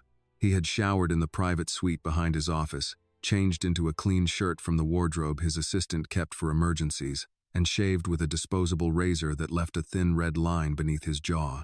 He looked presentable enough for the building, but the night had stayed in his eyes. The city outside had turned gray. Boston after snow always looked quieter than it was. The traffic softened at the curbs, the sidewalks cut into narrow paths of slush and salt. Edward stood by the window with black coffee cooling in his hand and watched employees enter the building below, coats pulled tight, heads down, lives already moving forward. Somewhere among them, or perhaps still at home trying to decide whether to return, was Annie Carter. His phone buzzed. Leonard. Edward answered at once. "Tell me, I have Beacon's full employment packet," Leonard said. "And I have a lead on Ruth Bennett. The parish clinic confirmed she volunteers Tuesdays and Thursdays. She's due in at 9. Edward looked at the clock. "Call me the second she arrives." "There's more." Edward set the coffee down. "Go ahead." "I pulled the Street Agnes employment verification through a contact in hospital security. Unofficial for now. But Miss Carter did work there 3 years ago. Environmental services. Nights and weekends. Terminated after 4 months. Edward closed his eyes briefly. "Reason? Internal note says suspected removal of patient property. No police report. No charges. No inventory claim attached." Edward's gaze moved to the safe hidden behind the wood panel. "No item listed?" "No, sir. That's the part that bothers me. If property was stolen, there should be a report, at least for insurance." "What else?" Leonard hesitated. "There is a disciplinary note 2 days before the termination. It says Miss Carter was warned for interfering with nursing protocol in room 214. Edward remembered Annie's voice. "Mr. Grady. He was in room 214. "Send everything to my private email," Edward said. "Already did." "And Annie?" "She came in through the service entrance at 6:58. Edward turned from the window. "She came back?" "Yes, sir. She signed in.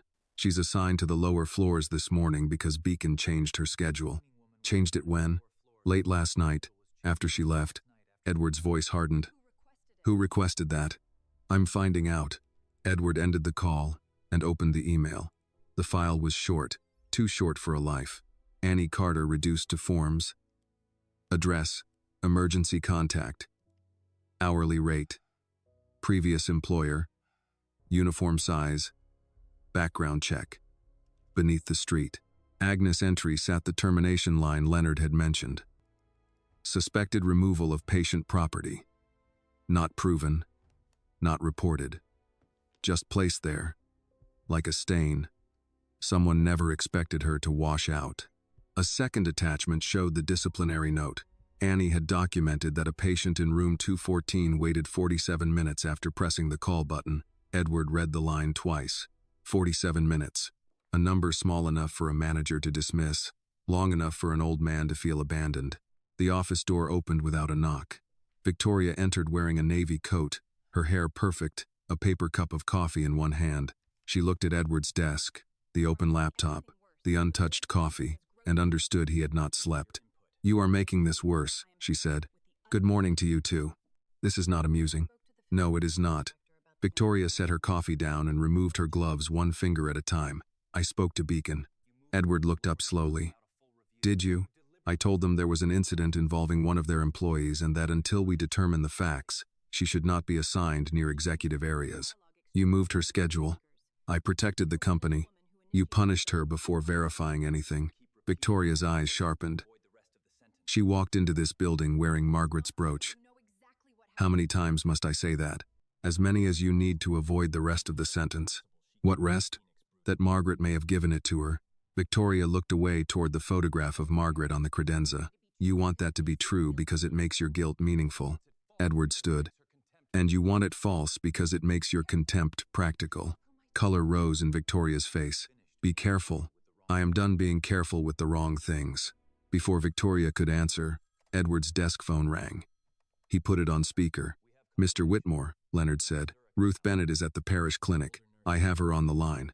She was reluctant until I mentioned Margaret Whitmore. Edward's hand tightened on the desk. Put her through. A click, then a woman's voice entered the room. Older, cautious, with a Vermont steadiness that made every word sound weighed before spoken. This is Ruth Bennett. Edward leaned over the phone. Mrs. Bennett, this is Edward Whitmore. Silence. Then softer. I know who you are. Victoria sat down slowly. Edward looked at the safe, then at Margaret's photograph. I need to ask you about my wife's stay at Street Agnes. I wondered if that day would come. The words changed the room. Edward's voice lowered. You remember her? Yes. And Annie Carter? Another pause. Yes. Victoria leaned forward. Mrs. Bennett, this is Victoria Whitmore. Please understand this is a serious matter. A valuable family brooch was found in Miss Carter's possession. Ruth's answer came dry and immediate. Then Margaret finally got her wish. Edward went still. Victoria's mouth parted. Excuse me? Ruth said. Margaret gave that brooch to Annie. If Annie has it, then it is where Margaret wanted it to be. Edward sat down as if the chair had been pulled under him. Victoria recovered first. You witnessed this? I was in the hallway when Margaret called Annie into the room. I did not stand over them, if that is what you mean. Margaret asked for privacy. But afterward, Annie came out crying, holding the brooch like it might burn her. She tried to give it to me, said it was too expensive, that she couldn't take it. I told her if Margaret Whitmore gave her something, she had better respect the courage it took to accept it. Annie had told the truth. Edward lowered his head. Victoria's voice tightened. Why was this never reported? Reported to whom? Ruth asked. A dying woman gave away her own property. It was a family piece. It was on her coat, in her drawer, in her hand. She seemed to believe it was hers. Victoria had no quick answer. Edward spoke carefully. Mrs. Bennett, did Margaret say why she gave it to Annie? Ruth's voice softened. Because Annie stayed. The answer was simple, and that made it worse. Ruth continued. Your wife had excellent doctors, Mr. Whitmore, good linens, flowers that made half the staff sneeze. But at night, she was often alone. Annie was not supposed to linger, but she did. She read to her, helped her sip tea, sat in the chair when pain made sleep impossible. I told that child more than once she would get herself fired. She did, Edward said. Ruth was quiet. Not for Margaret, for room 214, Edward said. Mr. Grady, Ruth drew in a breath. So she told you that too. Was it true? Yes. Annie wrote down what happened because no one else would. The old man waited too long. He was poor, difficult, and easy for busy people to neglect. Annie noticed. That embarrassed the wrong people, Victoria said. And the theft note? A lie, Ruth said, or a convenience, which is often the same thing when power writes the file. Edward looked at Victoria, but she stared at the phone. Ruth went on. I should have fought harder. I was near retirement, tired, afraid of losing my pension. There are sins of action and sins of staying quiet. Mine was the second. Leonard's voice came from the connected line. Gentle, but professional. Mrs. Bennett, would you be willing to provide a written statement? Yes, Ruth said. I should have done it years ago. Edward swallowed. Did Margaret leave anything else? Ruth did not answer at once. Edward's pulse changed. Mrs. Bennett? She left a letter, Ruth said. For you. Victoria turned toward Edward sharply. Edward's voice was almost gone. You have it? I do. Why didn't you send it? Because Margaret told me to wait. For what? For the Phoenix to return to you. Edward closed his eyes. Ruth said. She said if you came asking about the brooch, then you were ready to read what she could not say while she was alive. The office was silent except for the low hum of the speaker. Edward opened his eyes. Can you send it? I can scan it today, but I would rather place the original in your hands. Some things should not arrive as attachments. Edward nodded, though she could not see him. I will come to Vermont, Victoria said quickly. Edward, that is unnecessary. He looked at her. No, it is overdue. Ruth's voice softened. Bring Annie. If she will come. Margaret would want that. Edward thought of Annie downstairs, reassigned like a problem to be hidden. I will ask her. After the call ended, Victoria stood and walked to the window. Her reflection looked pale in the morning light. Edward opened the safe and took out the cufflink box. He did not open it. He only held it. "You heard her," he said. Victoria did not turn. "I heard an old nurse with regrets. You heard the truth. I heard enough to know this will become messy." Edward looked at the box in his hand. "It was already messy. We only kept the floor polished." Victoria turned then, anger and fear mixed together. "Do not drag the family through some public confession because a cleaning girl made you feel guilty." Edward's voice stayed quiet. "Her name is Annie." Victoria's eyes flashed, but she said nothing. Edward walked past her and opened the office door. "I'm going downstairs." "To do what?" "To return something that was never mine to take." Victoria's voice followed him. "Edward, think." He stopped in the doorway but did not look back. "I am," he said, for the first time in years. Edward found Annie on the 6th floor, outside a row of accounting offices, wiping fingerprints from the glass doors with a blue cloth. Someone from Beacon had moved her far from the executive level, but not far enough to make the problem disappear. She worked with her head down, shoulders tight, as if she expected every footstep behind her to become another accusation. Leonard stood near the elevator bank, keeping a respectful distance. When he saw Edward, he gave a small nod and stayed where he was. Annie noticed the change in the air before she looked up. Her hand stopped moving on the glass. When she turned and saw Edward, her eyes went first to the small navy box in his hand. She said nothing. Edward stopped a few feet away. In daylight, with office workers beginning to arrive and phones ringing behind closed doors, last night seemed both impossible and unfinished. Annie's collar was bare. The torn thread still showed where Victoria had ripped the brooch away. "Miss Carter," Edward said. A passing employee slowed at the sight of the company's owner speaking to a cleaner. Edward noticed. Annie noticed too. The employee moved on quickly, pretending not to. Annie's voice was careful. "Mr. Whitmore, I spoke with Ruth Bennett." Her grip tightened around the cloth. "You found her?" "Yes."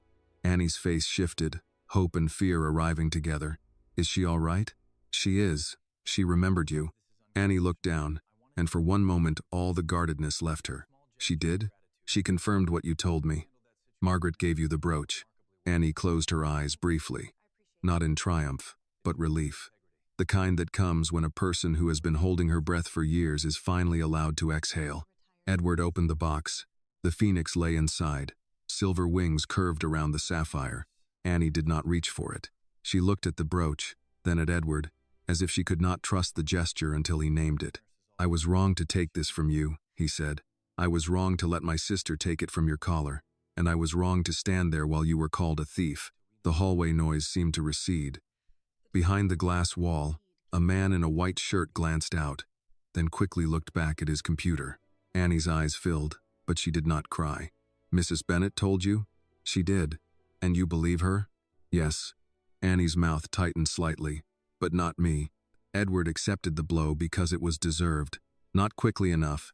She looked away toward the window at the end of the hall. Morning light lay thin over the city, turning the snow along the ledges gray.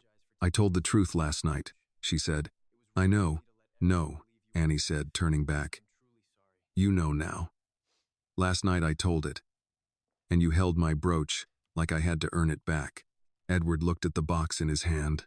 "You did not have to earn it. I had to learn how much I had failed to see." Annie did not answer. He held the box out. "It belongs to you." Her hand rose, then stopped. "Did Mrs. Bennett say that too?" "She said Margaret wanted it with you."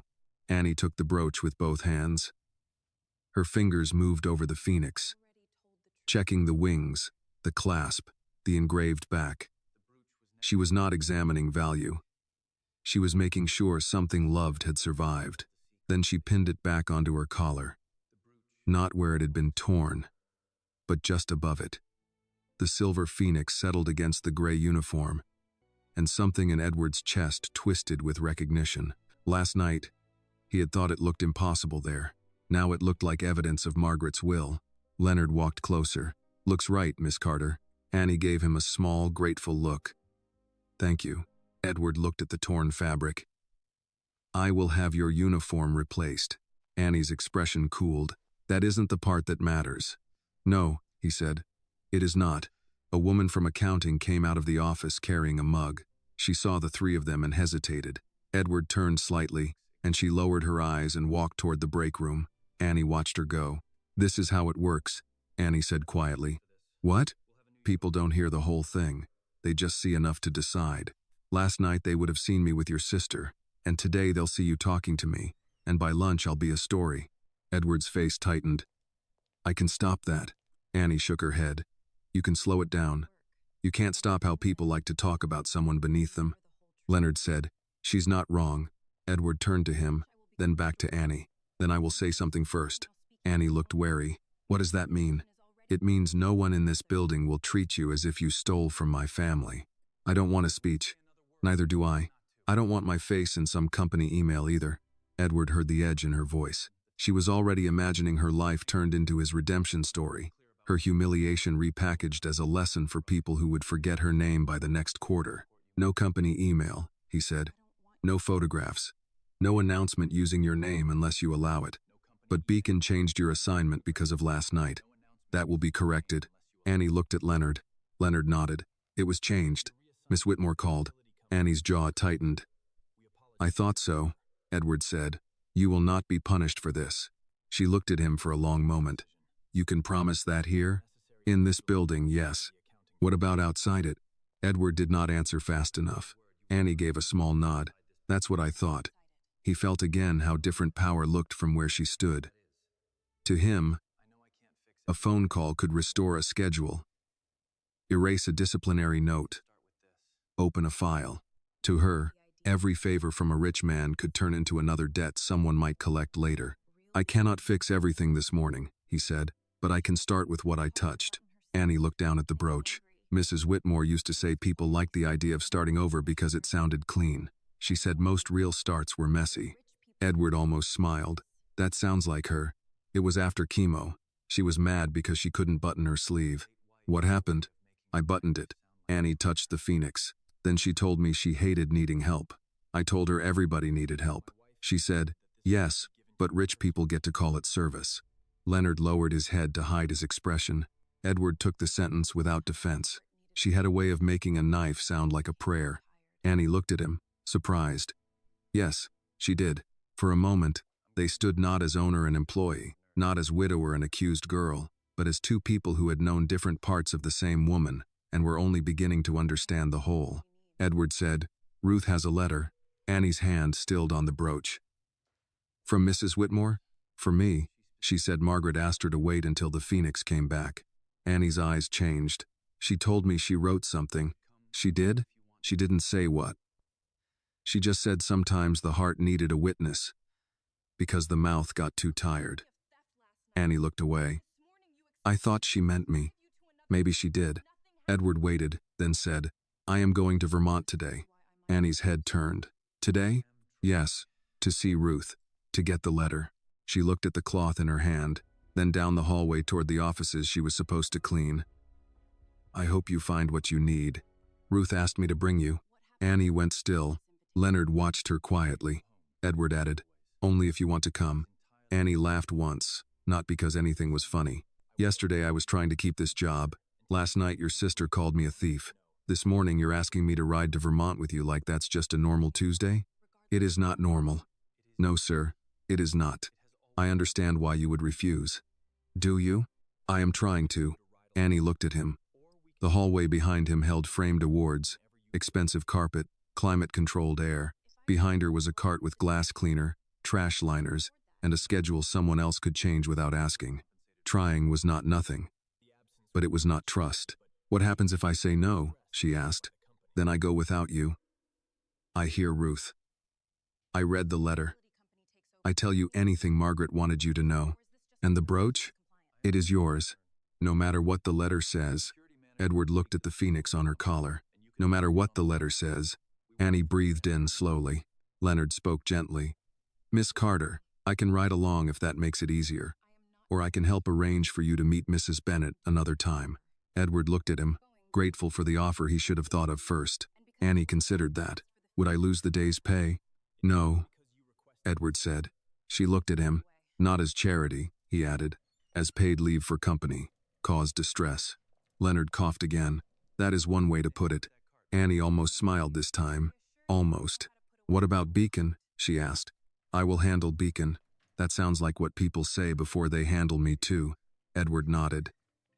Then Leonard will speak to Beacon. And you can hear the call. She looked at Leonard. I can do that, he said. Annie touched the brooch once, as if asking Margaret a question no one else could hear. Then she looked back at Edward. I'll go, she said. But I'm not going for you. Edward's throat tightened. I know. I'm going because Mrs. Bennet was good to me, and because Mrs. Whitmore asked for the Phoenix to come back. Edward nodded.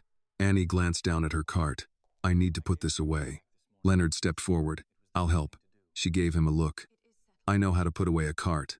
I figured, he said. I just know where they hide the decent coffee afterward. That time, Annie did smile, small and brief. Edward watched her wheel the cart toward the service closet. The Phoenix bright on her collar again. People passed. Some staring.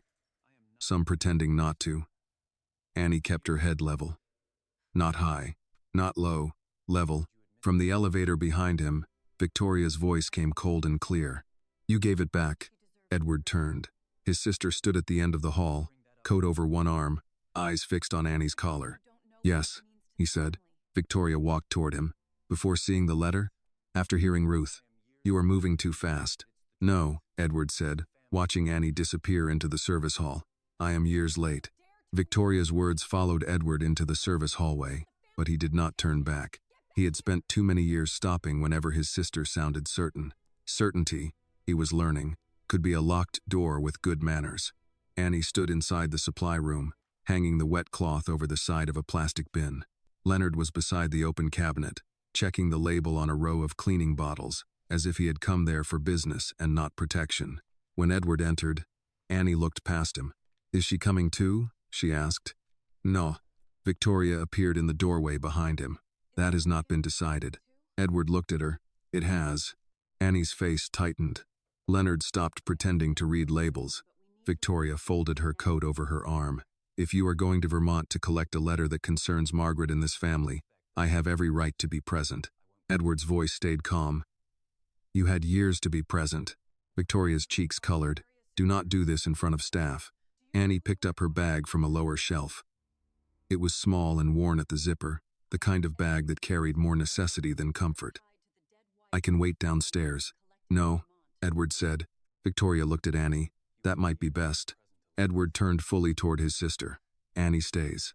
The use of her first name made Annie glance at him. It was not familiar in the way some rich people used first names to make workers feel smaller. It was careful, almost formal, as if he was trying to return something the accusation had taken. Victoria noticed too. You are making a spectacle out of this girl. No, Edward said. You did that when you ripped the brooch off her collar in the lobby. Victoria's mouth tightened, but for once, she had no clean answer. Leonard stepped in before the silence sharpened. Mr. Whitmore, I spoke with Beacon.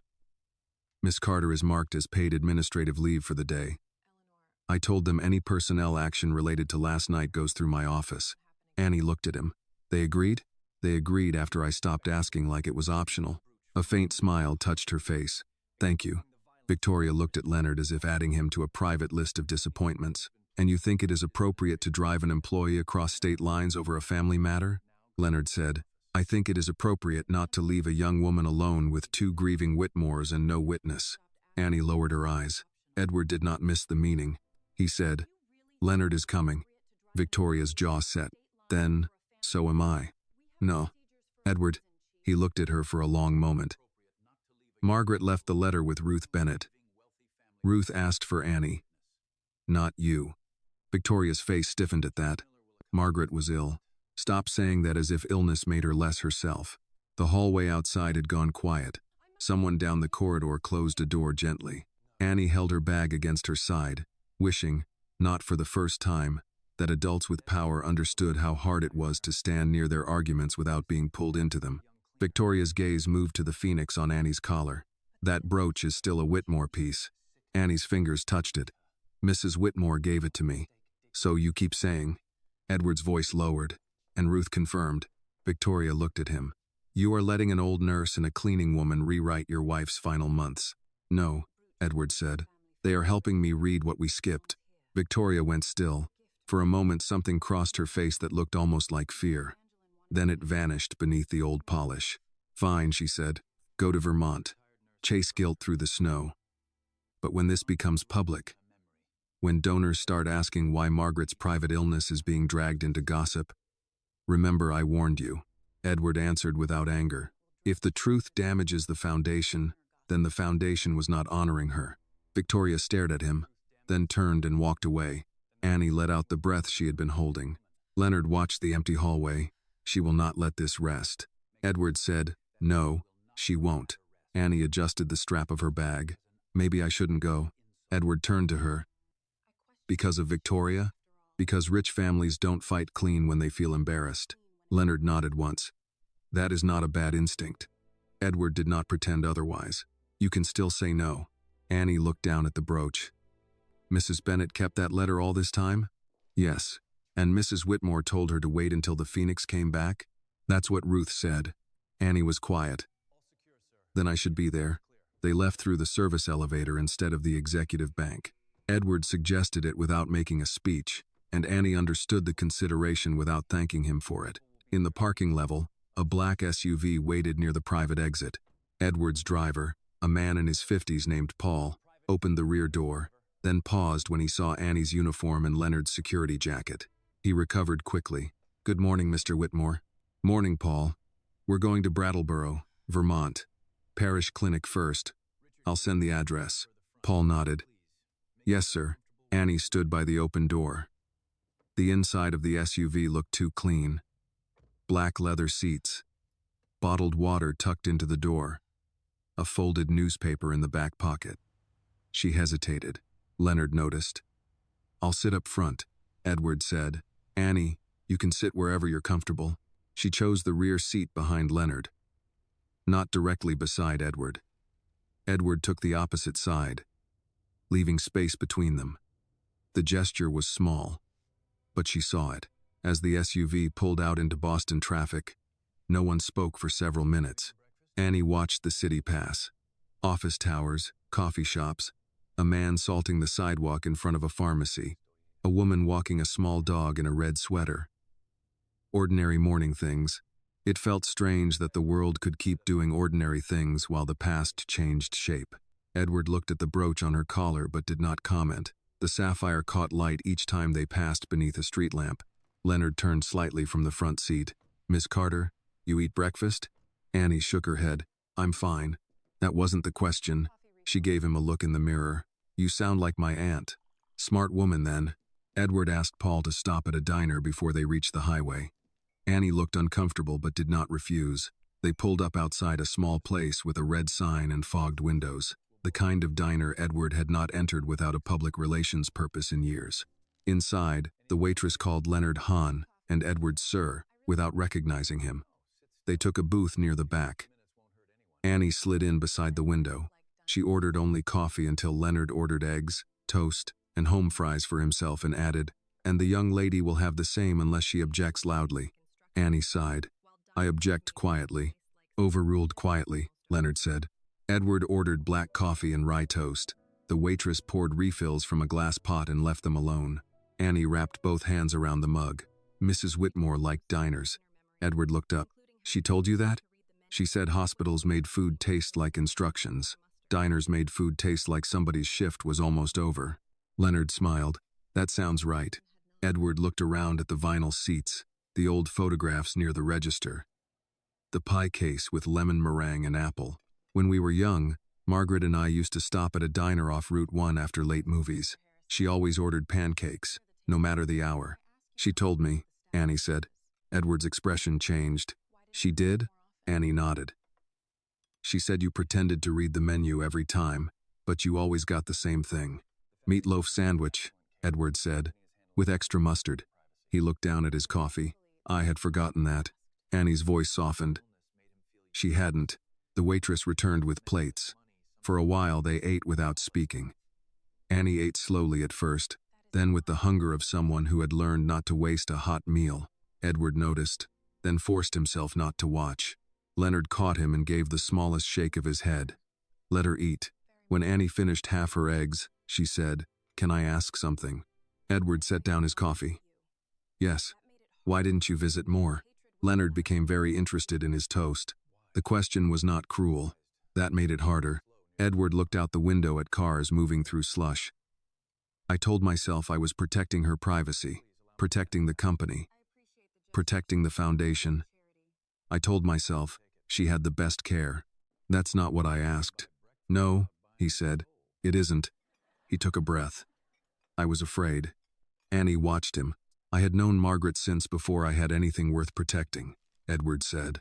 She was the person who remembered who I was when everyone else only saw what I owned. Seeing her sick made me feel useless.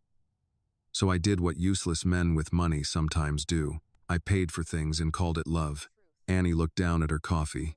Edward's voice stayed low. That is not an excuse. No, Annie said. It's not. Leonard glanced at her, then at Edward. Neither man corrected her. Edward nodded. I know. Annie touched the brooch. She missed you. Edward closed his eyes briefly. But she didn't hate you, Annie added. I think that made it harder for her. Edward opened his eyes. Why? Because if she hated you, she could have stopped waiting. The words sat between the coffee cups and half-finished plates. Outside, a truck passed, spraying gray slush at the curb. Leonard cleared his throat. Roads will get slower once we hit the state line. Edward reached for the check, but Annie spoke first. I can pay for mine. Edward looked at her. No. Her chin lifted. I said I can. Leonard leaned back. Miss Carter, he can buy breakfast without buying your soul. Annie looked at him, then laughed once despite herself. It was the first real laugh Edward had heard from her. It made her look young in a way the lobby had not allowed. All right, she said, but just breakfast. Edward paid in cash and left a tip large enough for the waitress to blink, but not so large Annie would feel made into a performance. He was learning the difference. Slowly. Back in the SUV, the city thinned behind them. Boston gave way to highway, then smaller towns, bare trees, gas stations with American flags snapping in the cold. Annie watched the road with one hand near the Phoenix. After nearly an hour, she said, Mrs. Bennett will tell you the truth. Edward looked at her. I believe that. No, Annie said. I mean all of it, not just about the brooch. Edward felt the sentence before he understood it. What else is there? Annie did not answer right away. She looked out at the snow gathered along the highway shoulder. Mrs. Whitmore didn't give me the brooch just because I was kind to her, she said. That was part of it. But there was something else. Leonard turned slightly. Edward's voice lowered. What's something else? Annie's fingers closed around the Phoenix. She said if you ever came looking for it, it meant you were finally ready to know why she chose Street Agnes in the first place. Edward did not ask again right away. The SUV moved north through a pale winter morning. Tires whispering over wet pavement. The highway bordered by bare maples and low stone walls half buried in snow. Annie's words remained in the car like fog on glass. Why she chose Street Agnes in the first place. For 3 years, Edward had believed he knew the answer. Privacy, specialist care, distance from Boston gossip, a quiet place where Margaret could suffer without cameras or foundation donors sending fruit baskets. Victoria had said it so often that it had become family fact. Now Annie had opened a door beneath that fact. Leonard turned from the front seat. Miss Carter, did Mrs. Whitmore say more than that? Annie kept her eyes on the road ahead. Not all at once. Edward watched her hand rest over the Phoenix. Tell me what she did say. She said Street Agnes was the only place where your family wouldn't look too closely. Edward's face tightened. My family? She didn't say names at first. Did she later? Annie did not answer fast enough. Leonard looked at Edward in the mirror, a warning in his eyes. Let her get there. Edward leaned back.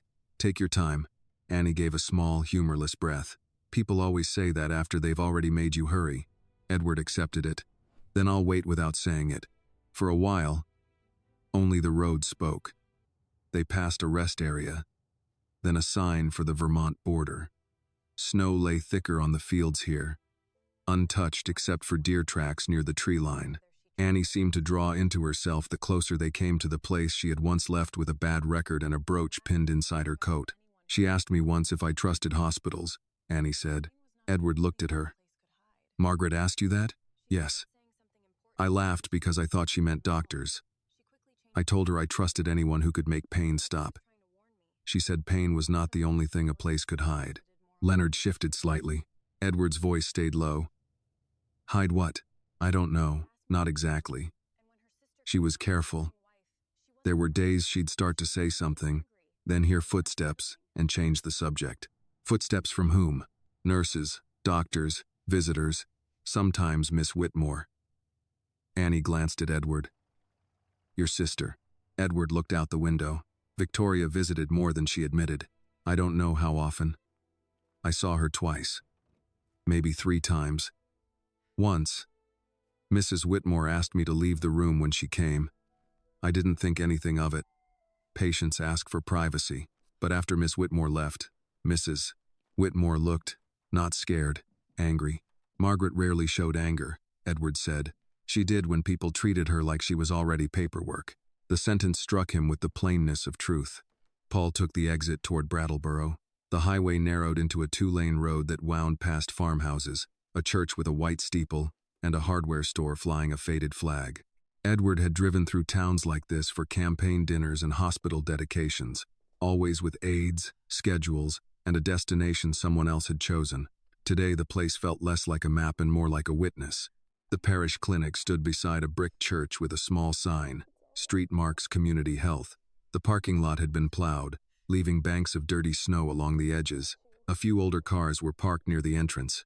One had a bumper sticker that read, "Kindness is local." Annie saw it and smiled faintly. That's Mrs. Bennett's car. Edward looked. How do you know? She used to have that sticker on her lunch thermos. Leonard opened his door first. I'll go in and make sure she's ready. No, Annie said quickly, then softened her voice. Please, let me. Edward nodded to Leonard, who stayed back. Annie stepped out into the cold and pulled her jacket tighter. The phoenix caught the gray daylight. For a second, she seemed rooted to the pavement, a young woman standing between the life that had accused her and the memory that had saved her. Then she walked toward the clinic entrance. Edward and Leonard followed a few steps behind. Inside, the clinic smelled of coffee, antiseptic, and old wooden floors. A small waiting area held mismatched chairs, a children's table with crayons, and a bulletin board full of notices about flu shots, food pantry hours, grief counseling, and senior blood pressure screenings. It was nothing like Whitmore medical buildings. No marble, no glass donor wall, no grand staircase. Yet the room had a kind of use that Edward's polished lobbies often lacked. A receptionist looked up.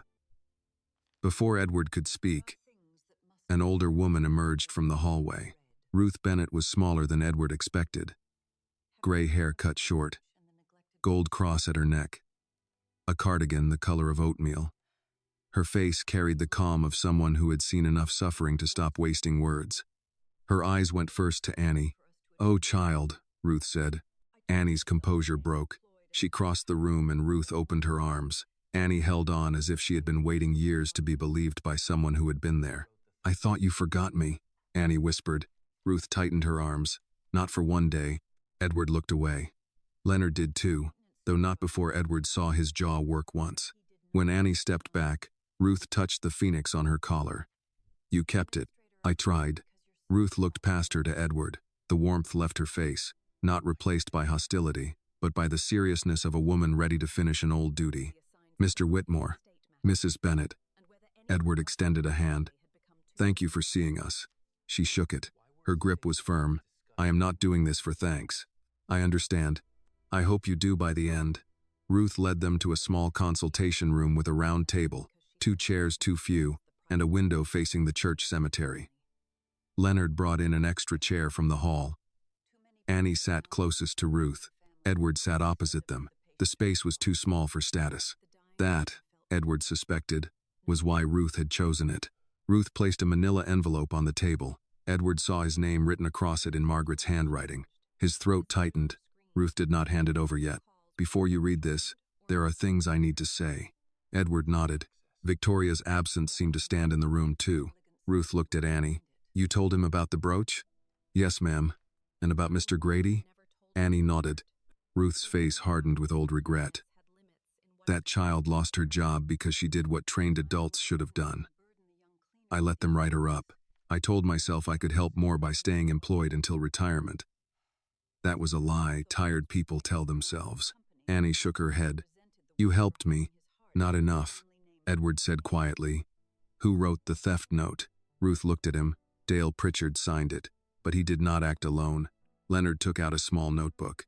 Who was above him? Administrator Carla Voss. She took calls from your sister. Edward's eyes lifted. Victoria? Yes. Ruth's gaze did not move from his. Miss Whitmore called Street Agnes several times while Margaret was there. She asked about visitor logs, staff assigned to the room, whether Margaret had spoken about estate matters, whether anyone outside the family had become inappropriately familiar. Her words. Annie looked down.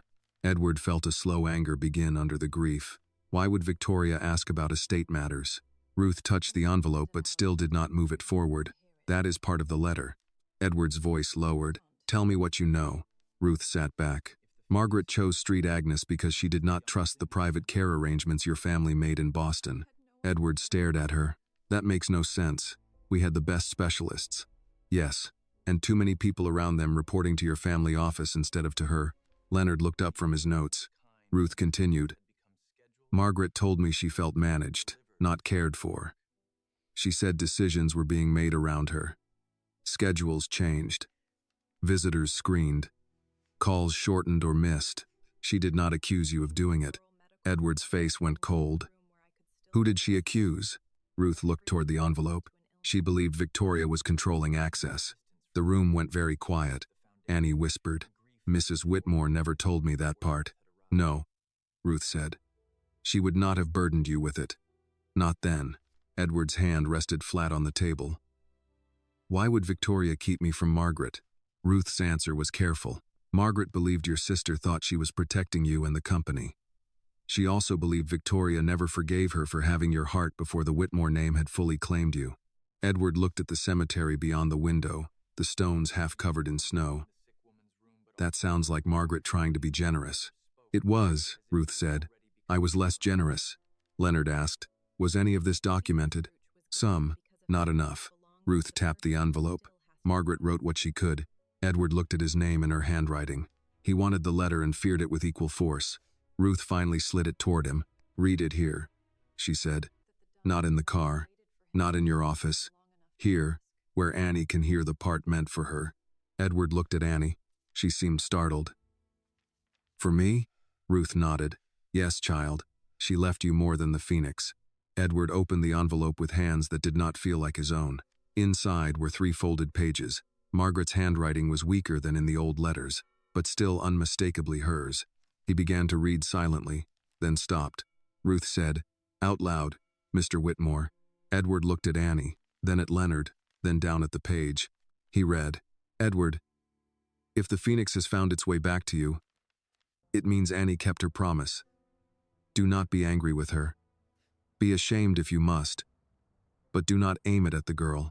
She was kind to me when kindness had become scheduled, approved, and delivered with paperwork. His voice faltered. Annie covered her mouth. Edward forced himself on. I came to Street Agnes because I needed a room where I could still be Margaret before everyone finished turning me into Mrs. Whitmore's illness. I needed distance from your sister's management, from the foundation, from the way grief begins organizing itself before death has even arrived. Ruth closed her eyes. Edward read slower now. You were absent, my love, but you were not cruel. That distinction matters, though it does not erase the hurt. Victoria was present, but not always kind. That distinction matters too. His eyes blurred. He blinked hard. If Annie is with you, look at her. Really look. She cleaned my room, yes. But she also gave me back my name, on nights when everyone else spoke, as if I had already become a memory. I gave her the brooch because a phoenix belongs to the person who still has to rise. Annie began to cry silently. Edward could not continue for several seconds. The paper shook once in his hand. Ruth said nothing. Leonard said nothing. The small clinic room held the truth without trying to soften it. Edward looked at the last paragraph on the first page. And if you are wondering why I did not tell you sooner, the answer is simple and painful. I was waiting for you to stop running long enough to ask. Edward lowered the letter. Outside the window, a church bell began to ring the hour. The sound moved across the snow-covered cemetery, through the little clinic, and into the room where a dead woman's words had finally arrived. Edward did not ask again right away. The SUV moved north through a pale winter morning, tires whispering over wet pavement. The highway bordered by bare maples and low stone walls half buried in snow. Annie's words remained in the car like fog on glass. Why she chose Street Agnes in the first place. For 3 years, Edward had believed he knew the answer. Privacy, specialist care, distance from Boston gossip. A quiet place where Margaret could suffer without cameras or foundation donors sending fruit baskets. Victoria had said it so often that it had become family fact. Now Annie had opened a door beneath that fact. Leonard turned from the front seat. Miss Carter. Did Mrs. Whitmore say more than that? Annie kept her eyes on the road ahead. Not all at once. Edward watched her hand rest over the Phoenix. Tell me what she did say. She said Street Agnes was the only place where your family wouldn't look too closely. Edward's face tightened. My family? She didn't say names at first. Did she later? Annie did not answer fast enough. Leonard looked at Edward in the mirror, a warning in his eyes. Let her get there. Edward leaned back. Take your time. Annie gave a small, humorless breath. People always say that after they've already made you hurry. Edward accepted it. Then I'll wait without saying it. For a while, only the road spoke. They passed a rest area, then a sign for the Vermont border. Snow lay thicker on the fields here, untouched except for deer tracks near the tree line. Annie seemed to draw into herself the closer they came to the place she had once left with a bad record and a brooch pinned inside her coat. She asked me once if I trusted hospitals, Annie said. Edward looked at her. Margaret asked you that? Yes. I laughed because I thought she meant doctors. I told her I trusted anyone who could make pain stop. She said pain was not the only thing a place could hide. Leonard shifted slightly. Edward's voice stayed low. Hide what? I don't know. Not exactly. She was careful. There were days she'd start to say something, then hear footsteps and change the subject. Footsteps from whom? Nurses, doctors, visitors, sometimes Miss Whitmore. Annie glanced at Edward. Your sister. Edward looked out the window. Victoria visited more than she admitted. I don't know how often. I saw her twice, maybe 3 times. Once Mrs. Whitmore asked me to leave the room when she came. I didn't think anything of it. Patients ask for privacy. But after Miss Whitmore left, Mrs. Whitmore looked, not scared, angry. Margaret rarely showed anger, Edward said. She did when people treated her like she was already paperwork. The sentence struck him with the plainness of truth. Paul took the exit toward Brattleboro. The highway narrowed into a 2-lane road that wound past farmhouses, a church with a white steeple, and a hardware store flying a faded flag.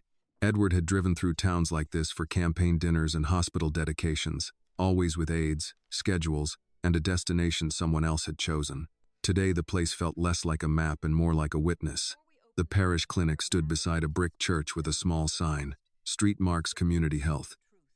The parking lot had been plowed, leaving banks of dirty snow along the edges. A few older cars were parked near the entrance. One had a bumper sticker that read, Kindness is local. Annie saw it and smiled faintly. That's Mrs. Bennett's car.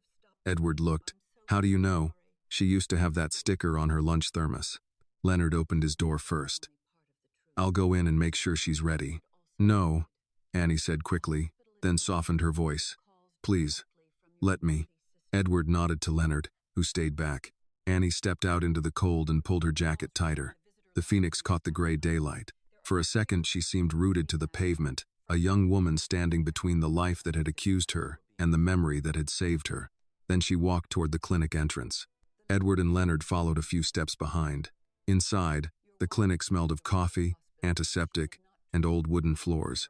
A small waiting area held mismatched chairs, a children's table with crayons, and a bulletin board full of notices about flu shots, food pantry hours, grief counseling, and senior blood pressure screenings.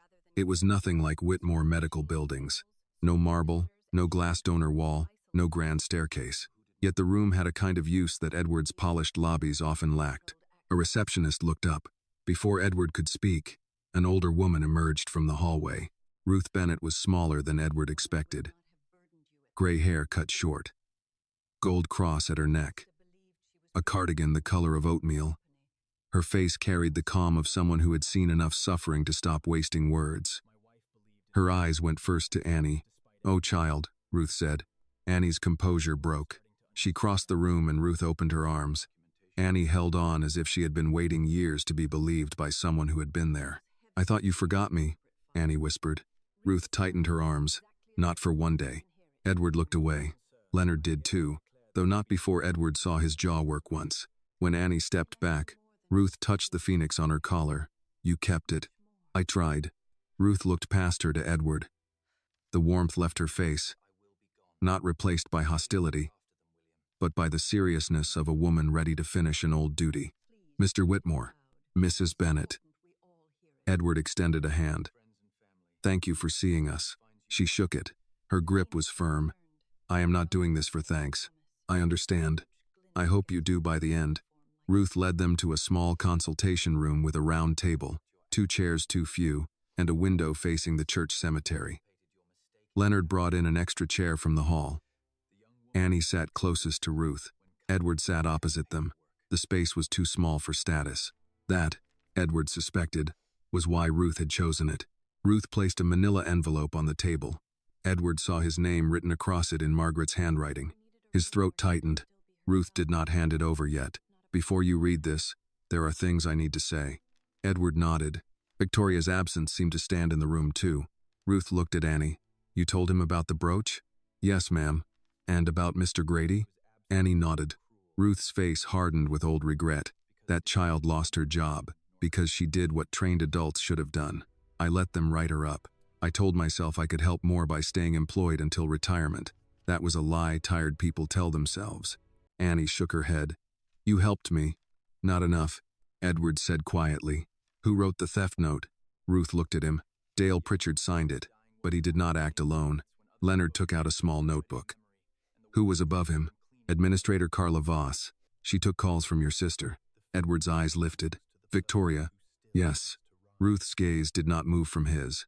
"Miss Whitmore called Street Agnes several times while Margaret was there.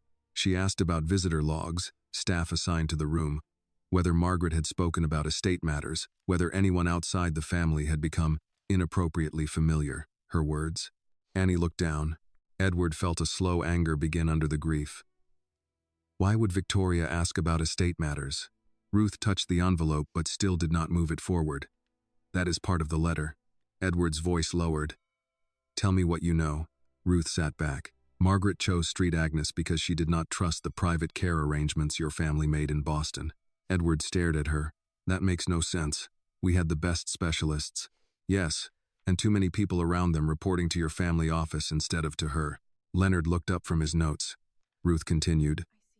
"Margaret told me she felt managed, not cared for. She said decisions were being made around her. Schedules changed. Visitors screened. Calls shortened or missed. She did not accuse you of doing it." Edward's face went cold. "Who did she accuse?" Ruth looked toward the envelope. She believed Victoria was controlling access. The room went very quiet. Annie whispered. "Mrs. Whitmore never told me that part." "No," Ruth said. "She would not have burdened you with it. Not then." Edward's hand rested flat on the table. "Why would Victoria keep me from Margaret?" Ruth's answer was careful. "Margaret believed your sister thought she was protecting you and the company. She also believed Victoria never forgave her for having your heart before the Whitmore name had fully claimed you." Edward looked at the cemetery beyond the window, the stones half covered in snow. "That sounds like Margaret trying to be generous." "It was," Ruth said. "I was less generous." Leonard asked, "Was any of this documented?" "Some. Not enough." Ruth tapped the envelope. Margaret wrote what she could. Edward looked at his name in her handwriting. He wanted the letter and feared it with equal force. Ruth finally slid it toward him. "Read it here," she said. "Not in the car, not in your office. Here, where Annie can hear the part meant for her." Edward looked at Annie. She seemed startled. "For me?" Ruth nodded. "Yes, child. She left you more than the phoenix." Edward opened the envelope with hands that did not feel like his own. Inside were 3 folded pages. Margaret's handwriting was weaker than in the old letters, but still unmistakably hers. He began to read silently, then stopped. Ruth said, "Out loud, Mr. Whitmore." Edward looked at Annie, then at Leonard, then down at the page. He read, "Edward, if the phoenix has found its way back to you, it means Annie kept her promise. Do not be angry with her. Be ashamed if you must, but do not aim it at the girl." She was kind to me when kindness had become scheduled, approved, and delivered with paperwork. His voice faltered. Annie covered her mouth. Edward forced himself on. I came to Street Agnes because I needed a room where I could still be Margaret before everyone finished turning me into Mrs. Whitmore's illness. I needed distance from your sister's management, from the foundation, from the way grief begins organizing itself before death has even arrived. Ruth closed her eyes. Edward read slower now. You were absent, my love, but you were not cruel. That distinction matters, though it does not erase the hurt. Victoria was present, but not always kind. That distinction matters too. His eyes blurred. He blinked hard. If Annie is with you, look at her. Really look. She cleaned my room, yes. But she also gave me back my name on nights when everyone else spoke as if I had already become a memory.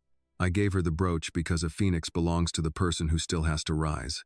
Annie began to cry silently. Edward could not continue for several seconds.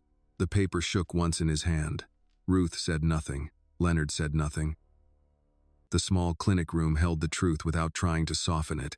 Edward looked at the last paragraph on the first page. And if you are wondering why I did not tell you sooner, the answer is simple and painful. I was waiting for you to stop running long enough to ask. Edward lowered the letter. Outside the window, a church bell began to ring the hour.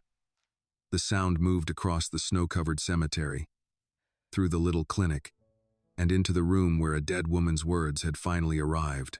Edward sat with the letter open in his hands while the church bell faded. No one rushed him. That was the first mercy of the room.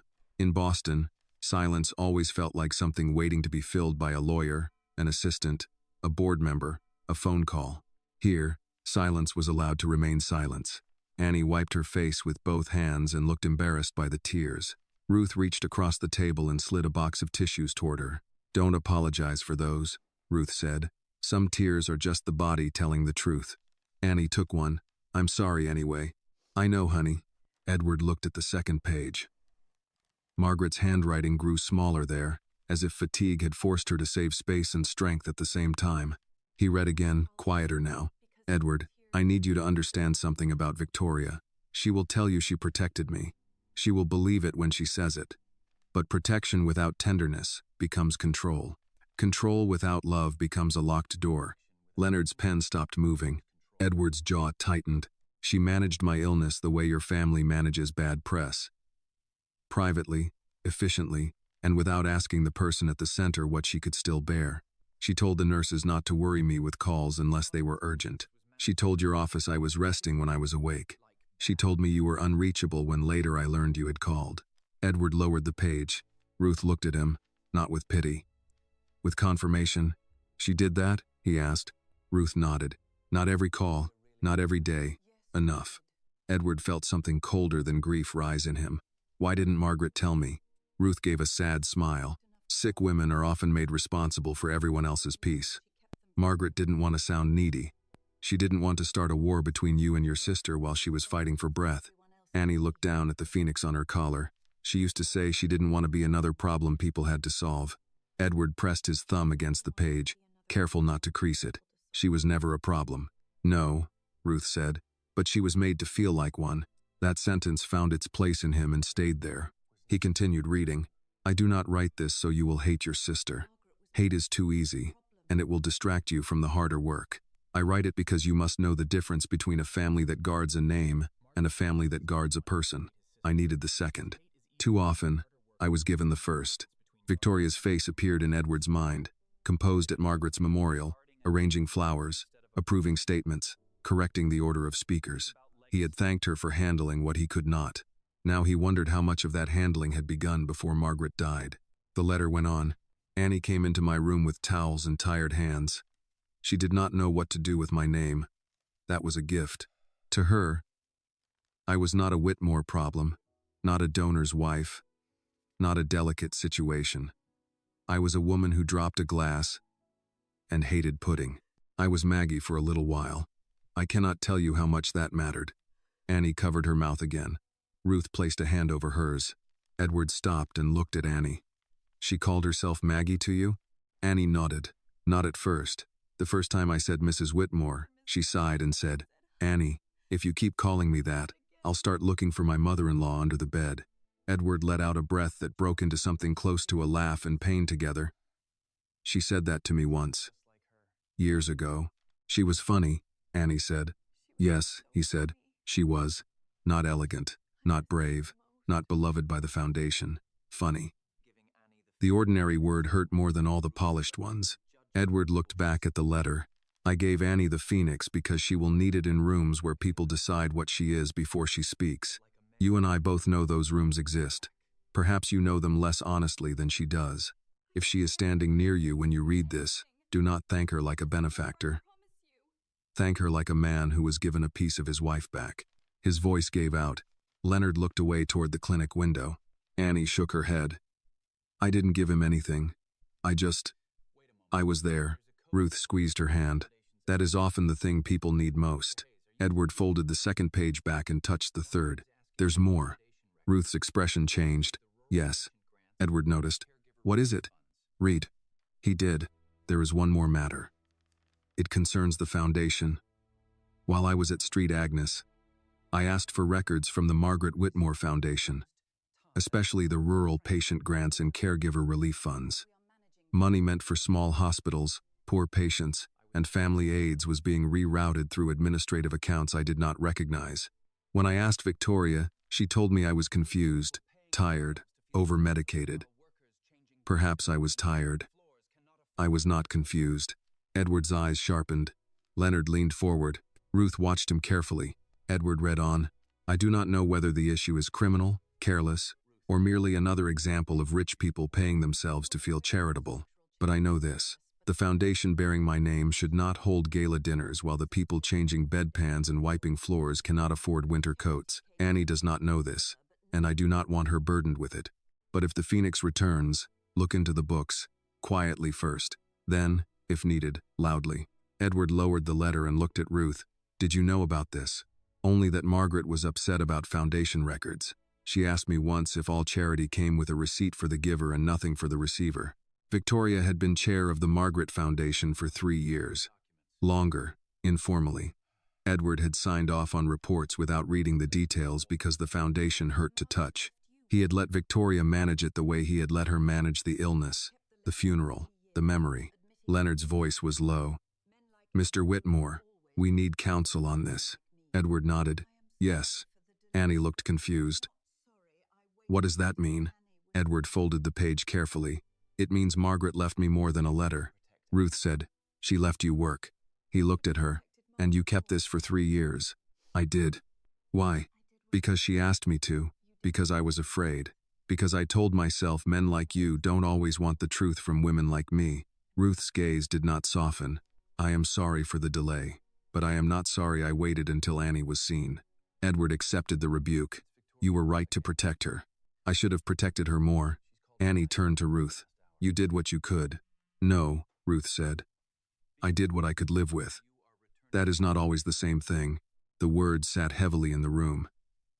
Edward realized he could say the same about his own life.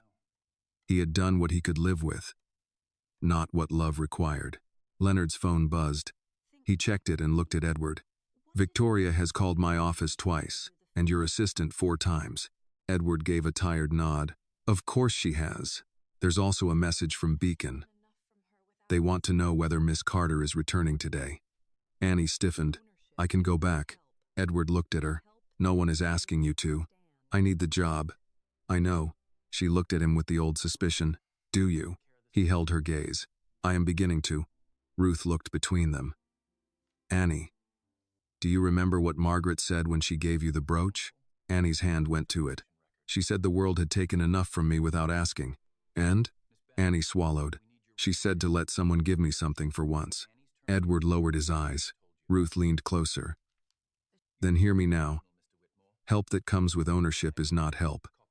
Help that gives you room to stand is. Learn the difference. And make him learn it too. Annie looked at Edward. Unsure. Edward said quietly. She is right. Annie seemed startled by his agreement.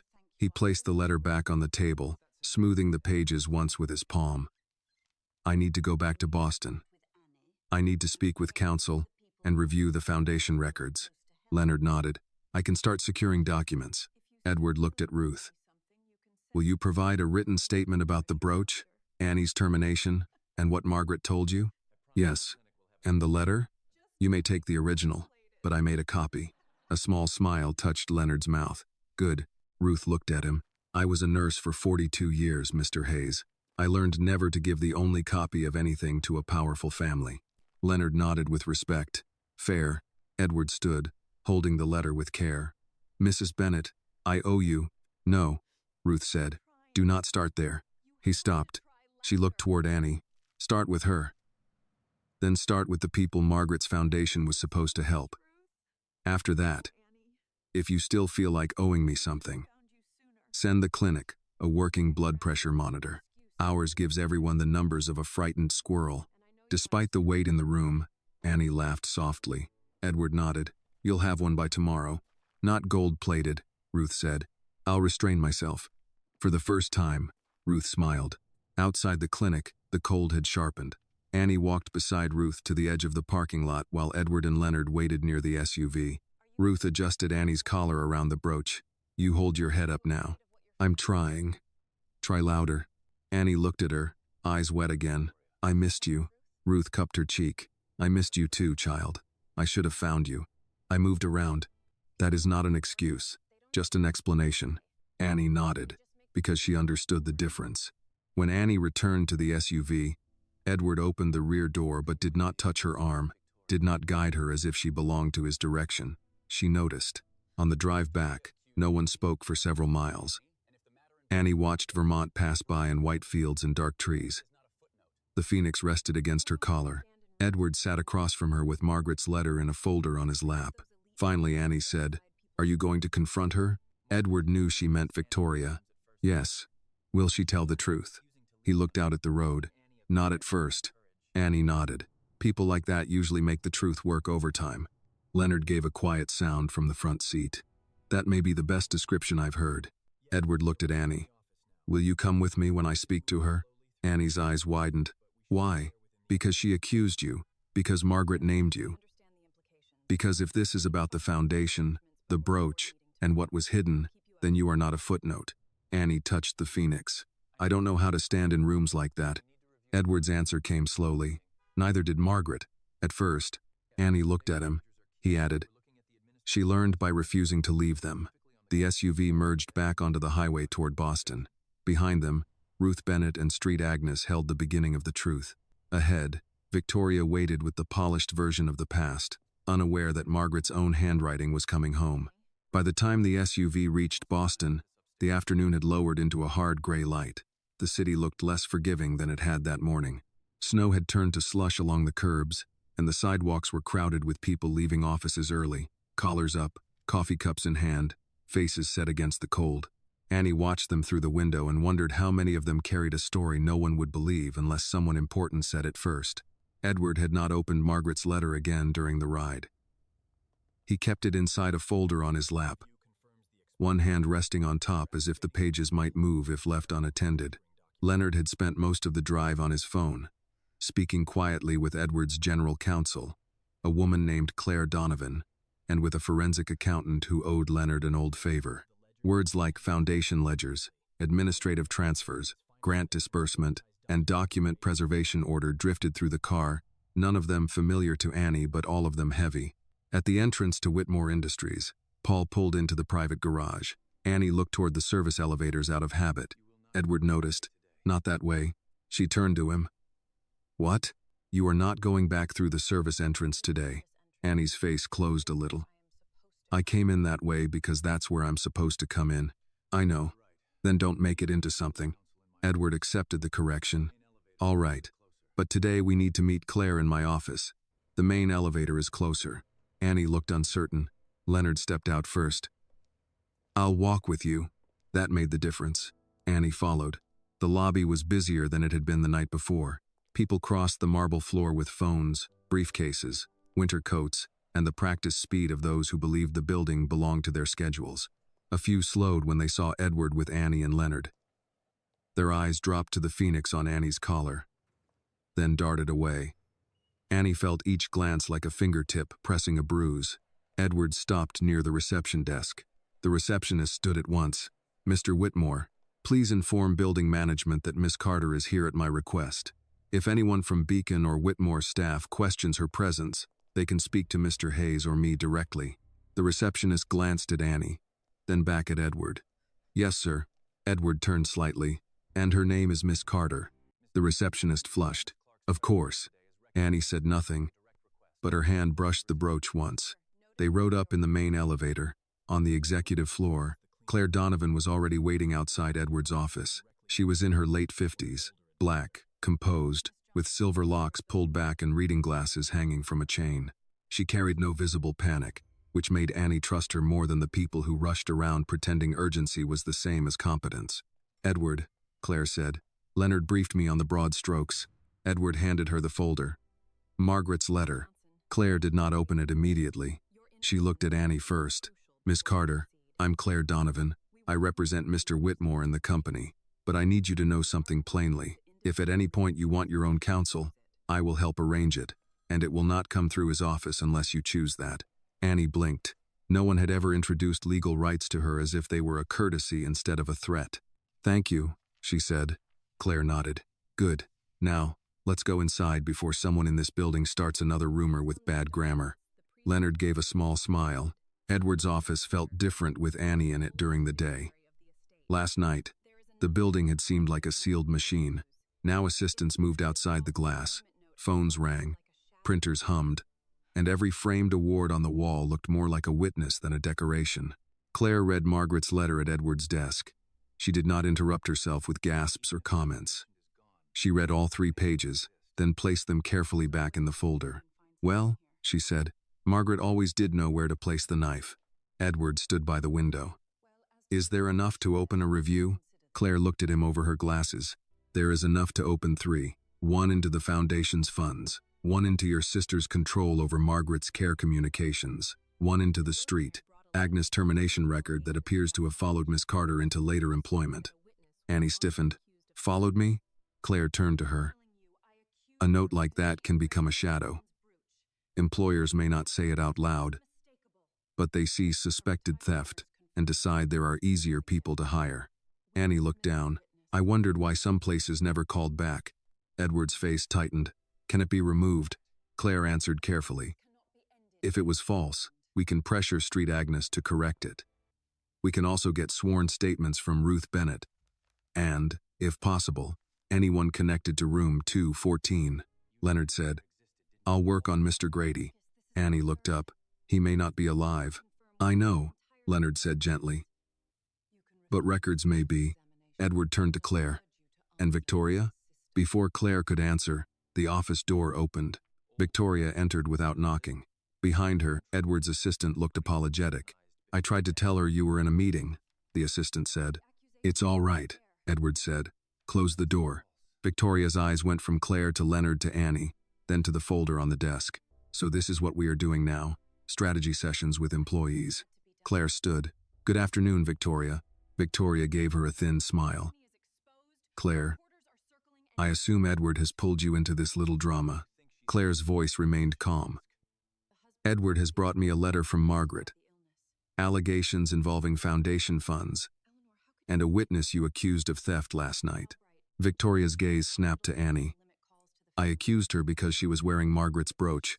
Annie's fingers tightened near the phoenix, but she did not lower her head this time. Claire said, "Ruth Bennett confirmed Margaret gave it to her. Ruth Bennett is a retired nurse with guilt and a flair for timing." Edward stepped away from the window. "Enough." Victoria turned on him. "You keep saying that as if it ends facts." "No, facts are why we're here." He opened the folder and took out Margaret's letter. Victoria's face changed before he read a word. That was the first real crack Annie saw in her. Edward noticed it too. "You knew there was a letter." Victoria's mouth tightened. "Margaret wrote many things when she was ill." "You knew." "I suspected." "Did you ask Ruth for it?" Victoria looked toward Claire. "I will not be cross-examined in my brother's office," Claire said. "Then answer as his sister." Victoria's eyes hardened. Edward read aloud only one passage, the one about calls being filtered, visits controlled, and grief organized before death. When he finished, Victoria stood very still. "That is not fair," she said. Edward lowered the page. Is it false? Victoria's lips parted. She looked at Margaret's photograph, then at the carpet, then finally at Edward. I did what had to be done. Annie felt the air shift. Leonard stopped moving his pen. Edward said, what had to be done? You were falling apart. The company was exposed. Reporters were circling. Margaret was fragile. Every call upset her. She was my wife, and you were not the only person affected by her illness. The sentence landed badly. Even Victoria seemed to hear it after it left her. Edward's voice went quiet. Say that again if you believe it. Victoria looked away. You know what I mean. No, I think I finally do. Claire stepped in. Victoria, did you instruct Street Agnes staff to limit Edward's calls to Margaret? I asked them to use discretion. Did you tell Edward she was sleeping when she was not? If she needed rest, yes. Did Margaret ask you to do that? Victoria did not answer. Claire's voice sharpened by a degree. Did Margaret ask you to do that? No, Victoria said. She would have said no to anything practical. Annie stared at her. She wanted to hear his voice. Victoria looked at Annie. You do not belong in this conversation. Annie's hands shook, but she stayed standing. I was in the room when the phone didn't ring. Edward turned toward Annie, and something in his face folded inward. Victoria said, oh, for God's sake. Annie continued, voice small but steady. She would ask if he called. She would try not to look sad when the nurse said no. Sometimes she pretended to sleep after that. But she wasn't sleeping. Edward looked at Victoria. You told them not to put me through. Victoria's control slipped. I told them not to upset a dying woman with your guilt. You called from airports, boardrooms, cars. You think that helped her? She would wait for you after those calls, Edward. She would stare at the door like you might finally walk through it. I managed what you were too weak to face. The room went silent. There it was. Not an apology, not even a clean confession, but the truth, ugly and breathing. Edward's face had gone white. You decided for both of us. I held the family together. No, he said. You held the story together. Victoria looked at Claire. This is exactly why I wanted this kept within the family. Claire closed the folder. The foundation review will not stay within the family. Victoria went still. What foundation review? Edward picked up the third page. Margaret had questions about rural patient grants and caregiver relief funds. So do I. Victoria's expression emptied. Annie saw it. So did Leonard. So did Claire. Edward looked at his sister. What did you do with Margaret's foundation? Victoria did not answer. For the first time since Annie had seen her, she looked less like a woman defending a family and more like a woman measuring exits. Edward stepped closer. What did you do with Margaret's foundation? Victoria's mouth tightened. You have no idea what it takes to keep a foundation alive. Claire Donovan set the folder flat on the desk. That is not an answer. It is the only answer people outside the work ever understand, Victoria said. Donors want clean stories. Hospitals want checks without scrutiny. Families want their names on walls. Everyone wants charity until charity becomes complicated. Edward stared at her. Margaret asked about patient grants. You told her she was confused. She was dying. She was still right. Victoria's eyes flashed. You don't know that. Claire opened her tablet. Then we will find out. I have already asked accounting to preserve all Margaret Foundation records, including administrative transfers, consulting fees, rural care disbursements, and vendor contracts for the last 5 years. Victoria turned sharply. You had no authority to do that. Edward said, she has mine. You are chair of Whitmore Industries, not a dictator over every charitable arm bearing our name. I am the trustee who signed reports I should have read. Edward's voice hardened. That ends today. Annie stood near Leonard, wishing the floor would stop feeling so unsteady. She understood little about foundation accounting, but she understood the look on Victoria's face. She had seen versions of it on supervisors who had been caught lying on timesheets, on landlords who invented late fees, on people who were used to being believed until someone poor kept receipts. Victoria looked at Annie as if she had caused the room itself to betray her. Are you satisfied? Annie blinked. Ma'am, you brought your little hospital story here, and now you get to watch a family tear itself open. Is that what Margaret promised you? Edward said. Do not put this on her. Victoria ignored him. You think because Margaret was kind to you, you have some claim on us? Annie's voice came out low. I never wanted a claim on you. Then why are you here? Annie touched the phoenix. Because she asked me to keep it. Victoria laughed once, bitter and strained. A brooch. Everyone is losing their mind over a brooch. Claire looked at her. No, over what the brooch proved. Leonard added quietly, that someone was telling the truth. Victoria's eyes moved to him. You seem very comfortable forgetting who pays your salary. Leonard did not flinch. I remember exactly who signs it. I also remember what a badge used to mean before I worked behind a desk. Edward moved to the intercom. Martha, ask the foundation finance team to come to the boardroom. Now, and have IT lock document deletion permissions until Claire clears them. Victoria stepped toward him. Edward, stop. He looked at her hand, raised halfway as if she might physically hold back the decision. No, you are making a public wound. It was already a wound. You kept it bandaged with other people's silence. Victoria's composure cracked. You are not here. You do not get to stand there now and act righteous. The words struck him, but they did not move him back. You're right. I was not there. That is my shame. But your shame is that you were. Annie looked down, shaken by the plainness of it. Claire picked up Margaret's letter. Victoria, before this goes to the full board, you should tell us whether any restricted charitable funds were redirected. Victoria's voice sharpened. Restricted is a flexible term. No, Claire said, it is not. Rural hospitals do not operate in fairy tales, Claire. If a grant is written for patient assistance but the clinic has no billing staff, no transportation coordinator, no compliance officer, what happens? Money disappears into chaos. We centralized support. Through Whitmore administrative accounts? Claire asked. Through accountable structures. Leonard's pen moved. Were those structures run by vendors connected to you? Victoria looked at him as if he had slapped her. Edward did not look away. Answer. I know people who know how to manage non-profit operations. That is still not an answer. Victoria's hands curled. Some vendors were recommended by my office. Claire's eyes narrowed. And paid from funds intended for rural patient care.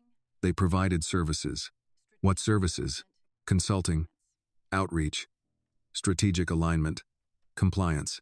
Annie could not help herself. Did any of that buy blankets? Everyone looked at her. She swallowed, but continued. At Street Agnes, Mr. Grady waited in dirty sheets. Mrs. Whitmore had flowers in the hall, and no one sitting with her at night. I don't know what strategic alignment means, but I know when people need blankets. Victoria's face hardened. This is not your field. No, Annie said. It was my floor. Silence followed. Edward looked at Annie with something like grief and respect together. Claire lowered her eyes for a moment, then typed a note. Victoria's voice turned cold. You are enjoying this. Annie shook her head. No, I hate this. Then stop talking. I tried that last night. You called me a thief anyway. The sentence landed cleanly. Even Victoria had no immediate reply. The office door opened, and Martha, Edward's assistant, stepped in carefully. Mr. Whitmore, the foundation finance team is gathering in the boardroom. Miss Patel from accounting is asking whether this is about the Archer invoices. Victoria went very still. Claire looked up. Archer? Edward turned to his sister. What are the Archer invoices? Victoria said nothing. Claire was already typing. Archer Strategic Health? Leonard checked his phone. That name came up in the preliminary vendor list I pulled. Registered in Delaware. Mailing address in Wellesley. Edward's eyes stayed on Victoria. Who owns it? Victoria's silence answered before anyone else did. Claire looked at her tablet. Managing partner listed as Graham Vale. Edward's face changed. Graham Vale is on the Foundation Advisory Council. Victoria said. He has experience. He was your fiancé 20 years ago. That is irrelevant. Claire looked at Edward. Not if his firm received restricted funds. Victoria turned to Claire. Be very careful with what you imply. Claire's voice remained level. I am not implying. I am preserving questions for people with subpoena power. If necessary. Annie felt the room tilt again. Subpoena. Restricted funds. Advisory council. These words belonged to a world above her pay. Yet somehow they led back to the same place as every unfair thing she had known. Money meant for people with little had been handled by people with plenty. Edward picked up Margaret's letter and placed it inside the folder. Boardroom. Now. Victoria straightened. You will not parade me through the office. No, you will walk. She stared at him. He opened the door. And Annie is coming. Annie's head lifted. Mr. Whitmore, Edward turned to her. You do not have to speak. You do not have to defend yourself again. But Margaret named you in that letter, and Victoria accused you in this building. If we are correcting the record, you should be in the room when it begins. Annie looked at Claire. Claire said, You may leave at any time, but you have a right to hear what concerns you. Leonard added, I'll be by the door. Annie touched the phoenix once. All right. They walked down the hall together. Employees looked up from desks and glass offices as they passed. Edward first, Claire beside him, Victoria rigid behind them, Annie and Leonard following. Whispers started and died under Edward's glance. Annie kept her eyes forward. She was painfully aware of her uniform, the cleaning shoes, the small tear at her collar, but the brooch sat above it now, visible and bright. The boardroom held 12 chairs, a long screen, and a view of Boston Harbor. 4 finance employees sat near the far end, nervous in the way people are when they know a file name has become dangerous. Claire took the head of the table before anyone could ask. Edward stood beside her. Victoria remained near the window. Edward spoke without preamble. This meeting concerns the Margaret Foundation. All documents are under preservation. No deletions, no edits, no backdated corrections. If anyone has been instructed otherwise, say so now. No one moved. Claire looked at the finance team. Who processed payments to Archer Strategic Health? A woman in her 40s raised a hand slowly. I did, under approvals from Miss Whitmore's office. Victoria said, standard vendor payments. Claire asked, for what? The woman looked at Victoria, then Edward. Consulting deliverables. What deliverables? Quarterly impact frameworks, donor language, rural outreach analysis. Annie thought of Mr. Grady waiting in room 214 and had to look down. Edward asked, how much? The woman swallowed. Over 3 years? About 1.8 million. The room seemed to contract. Leonard stopped writing for half a second. Edward looked at Victoria. $1.8 million. Victoria said, across multiple programs. Money Margaret believed was for patients and caregivers. It supported the infrastructure that made those programs possible. Annie's voice came before she decided to use it. Did Street Agnes get any of it? Claire turned to the finance employee. Did they? The woman checked her tablet with trembling fingers. Street Agnes received 2 small grants, one for equipment, one for patient transportation. How much? Edward asked. 25,000 total. Annie let out a breath that was almost a laugh, but there was no humor in it. 25,000. Victoria snapped. You do not understand scale. Annie looked at her. No, ma'am. I understand a man waited 47 minutes for help because there weren't enough people on the floor. Claire leaned forward. Did Archer Strategic Health have any direct patient service role? The finance employee shook her head. Not that I saw. Victoria said, this is being distorted. Edward's voice lowered. By numbers? Victoria looked at him, and for the first time, fear stayed visible. Edward, listen to me. Foundations like ours survive on donor confidence. Donor confidence depends on presentation. Graham's firm helped us keep the foundation attractive. Attractive, Edward repeated. To donors, yes. And Margaret wanted it useful. The sentence left no room. Victoria looked around the boardroom, at the finance staff, Claire, Leonard, Annie, the skyline beyond the glass. Her world was still there, but the room no longer obeyed her. Claire closed her tablet. I am recommending an immediate independent audit, temporary suspension of Victoria's authority over the foundation, and notification to the full board by end of day. Victoria's voice shook with anger. You cannot suspend me on the word of a dead woman and a janitor. Edward's face went hard. Say that again. Victoria realized too late. Annie stood very still. Edward stepped closer to his sister. Her name is Annie Carter. Margaret knew that. Ruth Bennett knew that. Leonard knew it when he walked into the room last night. You will not be the last person here to learn it. No one spoke. Edward turned to Claire. Prepare the suspension. Victoria whispered. You would do this to your own sister? Edward looked at the phoenix on Annie's collar, then at Margaret's letter in Claire's hand. No, he said. Margaret did this when she told the truth. I'm only arriving late. Victoria did not leave the boardroom after Edward ordered the suspension. For several seconds, she stood beside the window with Boston Harbor behind her. her face pale and still, as if the room had betrayed her by continuing to exist after she lost control of it. Claire Donovan began giving instructions in a calm voice. Miss Patel, I need copies of all Archer Strategic Health invoices, contracts, and related approval chains sent to my secure folder within the hour. No summaries. Originals. Mr. Hayes, please coordinate with IT on access logs. Edward, the full board needs notice before 5. The finance employees moved quickly, relieved to have tasks instead of silence. Victoria looked at them. No one sends anything until I speak with counsel. Claire did not look up from her tablet. You may speak with counsel. The document hold stands. This is my foundation. Edward turned slowly. It was Margaret's name. Victoria's mouth tightened. You barely looked at it for 3 years. That is true. And now you walk in with a letter and a girl from maintenance and decide I am the villain? Annie flinched at girl from maintenance, but this time she did not look down. Leonard, standing near the door, saw the movement and shifted half a step closer. Not enough to make a scene, only enough to remind the room she was not alone. Edward looked tired, but the tiredness had sharpened into something steady. I did not decide that. Your choices did. Victoria laughed, short and bitter. My choices kept donors calm, hospitals funded, your name clean, and Margaret's death dignified. Annie spoke before she could stop herself. Death doesn't get dignity because the paperwork looks nice. The room went quiet. Victoria turned toward her. You really have become comfortable speaking in rooms where you do not belong. Annie's fingers touched the phoenix. Maybe. Or maybe I spent too long cleaning rooms where people like you made messes and called them private. One of the finance employees looked down quickly. Claire's expression did not change, but her eyes warmed. Victoria stepped toward Annie. Be careful.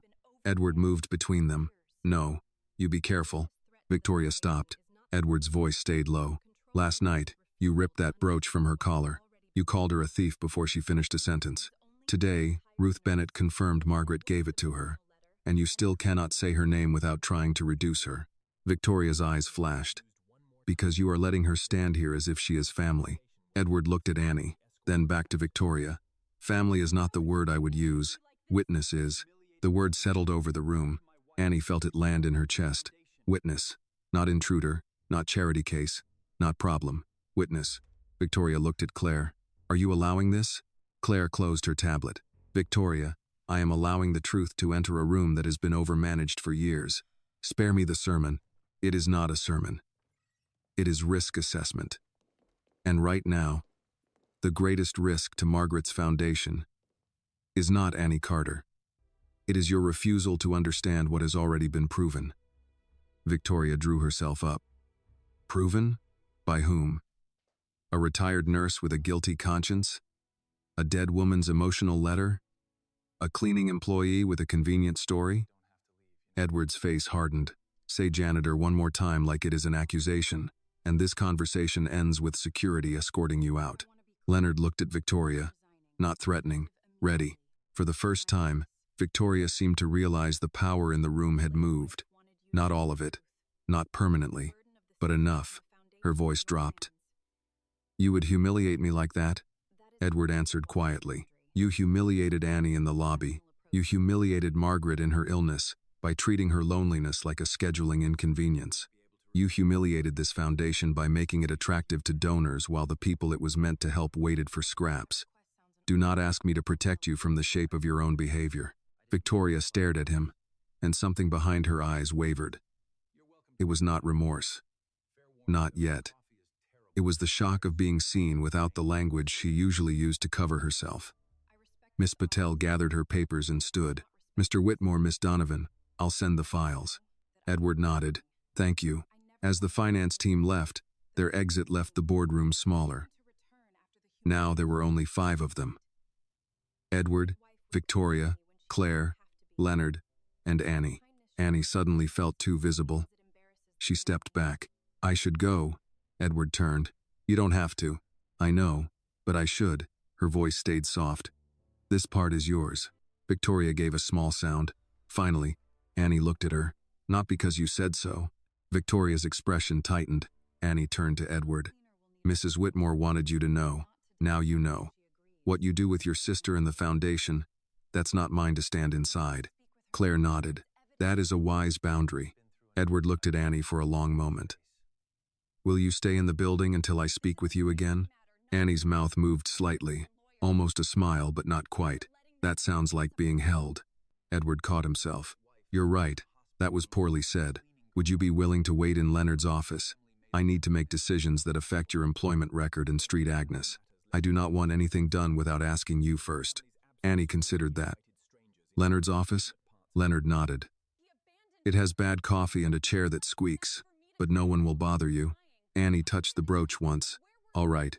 She turned toward the door, then stopped. Her eyes moved to Victoria. I didn't want your family's money, Annie said. I didn't want your name. I didn't even want to come here after last night. But Mrs. Whitmore was good to me when she didn't have to be. You can dislike me if you need to, but don't make her kindness small just because it embarrasses you. Victoria's face changed in a way Annie could not read. For a second, it almost looked like pain. Then the old coldness returned. Annie left with Leonard. The boardroom door closed. Edward stood where he was, listening to the soft click of the latch. He felt emptied and awake at the same time. Claire broke the silence. I will need to interview Annie formally, but not today, unless she agrees. She has been through enough. Edward nodded. Agreed. Victoria turned toward him. You are letting outsiders dictate family matters. Edward laughed once, without humor. Margaret died in a hospital room calling a cleaning girl by name because her own family made loneliness look respectable. There are no family matters left untouched by outsiders. Victoria sat down, suddenly tired. You keep saying we abandoned her, didn't we? You abandoned her, Victoria said. I managed what was left. Edward did not flinch. Yes, I abandoned her in ways I will answer for the rest of my life, but you do not get to hide inside my guilt. Victoria looked at him. He continued. That is what you have done for years. Every time I came close to asking what really happened, you handed me my absence like a muzzle. It worked because I was ashamed. It stops working now. Claire watched both of them, silent. Victoria's voice became quieter. You have no idea what it was like. She was angry. She was frightened. She questioned everything. Doctors, nurses, expenses, the foundation, me. She looked at me as if I was already stealing from her grave. Were you? Victoria's eyes filled with fury. I kept that foundation alive. With funds routed to Graham Vale, he knew how to keep donors engaged. He took money meant for patients. He provided services. Edward leaned forward, palms on the table. Did Margaret ask you about Archer? Victoria looked away. Did she? Yes. And you told her she was confused. She was sick. She was right. Victoria's mouth trembled, but not with tears, with rage held too tightly. You think Margaret was pure because she died. She was not. She could be cutting. She could make you feel morally bankrupt for choosing the practical thing. She made us feel morally bankrupt, because sometimes we were. Victoria shook her head. There it is, her voice coming out of your mouth. Edward looked at Margaret's letter on the table. I hope so. Claire stood. Edward, I recommend Victoria leave the premises while the preliminary preservation process begins. Victoria rose at once. You cannot remove me from my brother's building. Edward looked at her. I can ask you to leave mine. She stared at him. After everything I carried? Carry this too, he said. You are suspended from all Margaret Foundation duties pending independent review. You will not contact Foundation staff except through counsel. You will not contact Beacon. You will not contact Annie. If you do, Claire will document it. Victoria's face went white. You would choose that girl over me. Edward's answer came slowly. I am choosing the truth over the version of family that made truth optional. For a moment, Victoria had no words. Then she gathered her coat, her folder, and the last of her composure. At the door, she stopped. Margaret would not have wanted this. Edward looked at the letter. Margaret wrote this. Victoria left. The room felt colder after she was gone. Claire picked up her tablet. She will fight. I know. She will call donors. Graham Vale. Maybe board members. I know. She may try to discredit Annie. Edward's face hardened. Not if I speak first. Claire studied him. Careful. Annie said she didn't want to be used in a company email. She won't be. Edward looked toward the door. But the accusation happened in my building. The correction should not hide in whispers. Claire nodded. Then keep it narrow. No personal details. No mention of Margaret's letter without Annie's consent. State that an employee was wrongly accused. The matter has been reviewed, and retaliation will not be tolerated. Edward took a breath. Draft it. I will. He left the boardroom and walked to Leonard's office. The security suite was tucked behind the lobby, a modest space with monitors, a desk, 2 filing cabinets, and, as promised, coffee that smelled burned even before it was poured. Annie sat in the squeaky chair with both hands around a paper cup of water. Leonard stood nearby, pretending to organize access badges to give her quiet. She looked up when Edward entered. Is it over? She asked. No. She nodded as if she expected that. Victoria has been suspended from the foundation pending review. Annie looked down. Because of the money? Because of the money, the letter, and what she did to Margaret's care. And what she did to me. Edward's eyes met hers. Yes, that too. Annie absorbed that. She'll hate me. She already decided to. That doesn't make it easier. No, Edward said. It doesn't. He sat across from her, not behind a desk this time. Claire is drafting a statement for staff. It will not use your name unless you want it to. It will say an employee was wrongly accused, and that retaliation will not be tolerated. Annie looked at Leonard. Leonard said, That's a fair first step. Annie turned back to Edward. No photos. No photos. No story about how you saved me. Edward's face tightened with shame. No, and I want my Street Agnes record fixed. We will pursue that. Not pursue. Fix. Edward nodded. Fix. She looked at him for a long moment, testing whether the word would hold. Then she said, And Mr. Grady, if there's a record of what happened, find it. He shouldn't just be a room number in my file. Edward leaned forward. We will find what we can. Annie touched the phoenix. Mrs. Whitmore would ask about him. Yes, Edward said. She would. The office door opened slightly. Claire stood there with her tablet. Edward, I have the draft. He looked at Annie. Will you read it? She seemed surprised. Me? It concerns you. Claire handed her the tablet. Annie read slowly. Her lips moved over a few words. She stopped at one sentence and pointed. Don't say, unfortunate incident. Claire nodded. What would you prefer? Annie thought. Wrongful accusation. Claire made the change without argument. Annie looked up. And don't say employee concern. Say employee dignity. Claire's eyes warmed. Good at it. Edward watched Annie hand the tablet back. Not a girl being rescued. A witness shaping the record. Claire sent the statement. Within minutes, phones across the building began to buzz. Annie looked toward the lobby monitors, then down at the phoenix. Edward said, Thank you. She glanced at him. For what? For correcting the words. Annie's answer was quiet. Words were part of how this started. Edward nodded. Then they can be part of how we repair it. Annie did not smile, but she did not look away either. By evening, the statement had reached every floor of Whitmore Industries. It was short, direct, and colder than gossip could easily bend. An employee of this building was wrongfully accused of theft. The matter has been reviewed. The accusation was unfounded. Retaliation, speculation, or disrespect toward any employee involved will not be tolerated. Whitmore Industries affirms that employee dignity is not conditional on title, department, or uniform. Annie read it twice on Leonard's office monitor. She did not cheer. She did not cry. She only sat back in the squeaky chair and let the words settle. Wrongfully accused. Employee dignity. Not perfect words, but better than silence. Leonard handed her a paper cup of coffee. Still terrible. She took it anyway. Maybe terrible coffee is your way of making people leave faster. Most of my security strategy, honestly.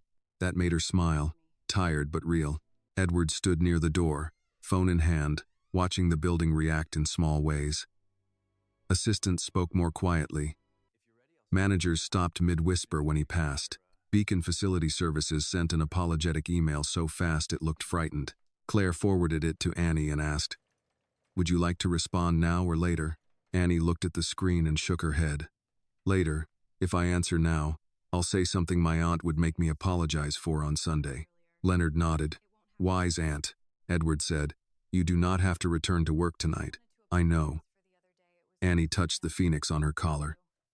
But I want to finish my shift. Edward looked surprised. Why? Because I came here to work. Last night they made it something else. She stood and smoothed the front of her uniform, careful around the torn place where Victoria had pulled the brooch free. I'm not leaving like I was chased out. Leonard watched her with open respect. I'll walk you back to your floor. Annie looked at Edward. You don't have to follow me. I wasn't going to. She gave him a look. He corrected himself. I was thinking about it. I know. For the first time, the exchange held no fear. She returned to the 6th floor with Leonard. A few employees looked up when she came through with her cart. One woman from accounting stood and approached her, nervous, holding a file she clearly did not need. Miss Carter, the woman said. I'm sorry for staring earlier. Annie hesitated. Okay. The woman seemed to expect more. Forgiveness, perhaps. Something clean and quick. Annie did not give it. She simply nodded and moved on. Leonard said nothing, but his expression approved. Not every apology needed to be made comfortable for the person giving it. By 7, Edward was back in the boardroom with Claire. The first documents from the Margaret Foundation were already worse than he had hoped and less surprising than he wished. Archer Strategic Health had taken large fees for reports full of language and little evidence of service. Several rural grants had been delayed, reduced, or redirected into administrative pools. There were signatures Edward recognized. Some were Victoria's, some were his own, placed beneath summaries he had not read. Claire did not soften that for him. You signed these. I know. You may not have directed it, but you enabled it. I know. Good. Keep saying that. It will make the next part less theatrical. Edward looked at her. Which part? Restitution, independent audit, public correction, revised grant governance, and Annie's record. He nodded. Do it. Edward. He looked up. Do not turn Annie into proof that you are a better man now.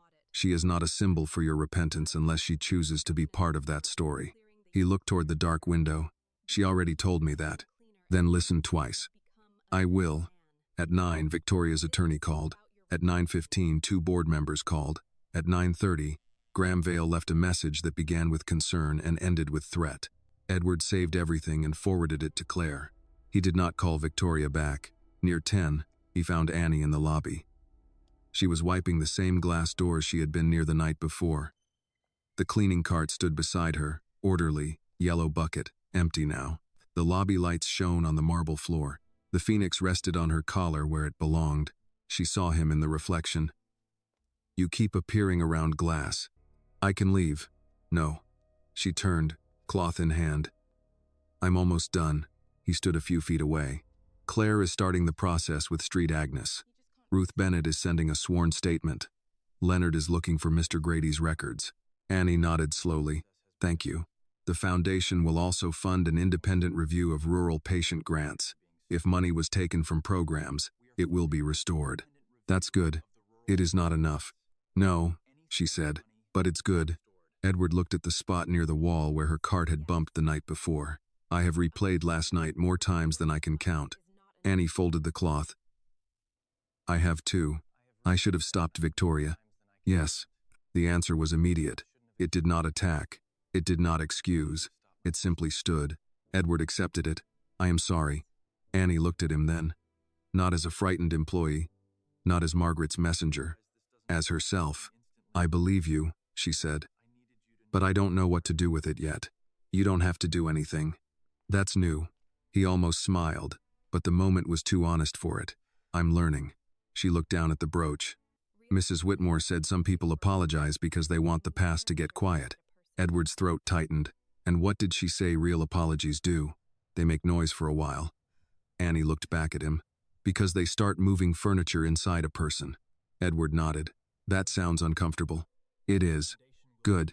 Annie gave a small breath that might have become a laugh if both of them were less tired. He said, There is one more thing. Margaret Foundation will be renamed. Claire advised waiting until the audit is further along. But I know this much now. It will no longer exist as a place for donors to admire themselves. Its first new program will support hospital cleaners, aides, and night staff who report neglect or abuse. legal help, emergency wages, education funds. Annie stared at him. Because of me? Because of Margaret? Because of Mr. Grady? Because of Ruth? Because of you? Because it should have existed already. She looked away, overwhelmed in a quiet way. Don't name it after me. I won't. Don't make me speak at a gala. There may never be another gala. That did make her smile. Rich people will survive. Barely. She shook her head. Name it something useful. Ruth suggested the Quiet Kindness Fund. Annie's face softened. That's good. I thought so. A long silence passed. Outside, snow had begun again. Light and slow under the street lamps. A bus pulled to the curb, hissed, and opened its doors. Annie watched it, remembering the home after the first accusation, when her collar was empty and her name felt small. Edward followed her gaze. May I have Paul drive you home tonight? She looked at him. He added, or Leonard can walk you to the bus. Or neither. Your choice. That mattered. More than the car. More than the offer. Leonard can walk me, she said. I'm not ready for the black SUV life. Understood. She picked up the mop handle, then paused. Mr. Whitmore? Yes? Your wife wasn't alone all the time. He closed his eyes briefly. I know. No, Annie said. I mean, don't let guilt make you forget the part where she laughed too. She laughed at bad pudding. She laughed when I spilled mop water on my shoes. She laughed when Mrs. Bennett called the hospital coffee a crime against Baptists and Catholics equally. Annie's voice grew gentler. She was sick, but she was still herself. Edward looked at her, and for the first time that day, grief did not arrive alone. It brought gratitude with it. Thank you for telling me that. She wanted you to know. I think she wanted both of us to know different things. Annie touched the phoenix. What did she want me to know? Edward thought of the letter, of Margaret's line. A phoenix belongs to the person who still has to rise. That you were never as small as the world tried to make you feel. Annie looked down quickly, but not before he saw her eyes shine. Leonard appeared near the security desk, coat on, keys in hand. Miss Carter, bus comes in 8 minutes. She nodded. I'm ready. Edward stepped aside as she pushed the cart toward the service closet. She put everything away carefully. Mop rinsed, bottles lined up, cloths dropped in the bin, bucket turned upside down to dry. Work finished properly, even after everything.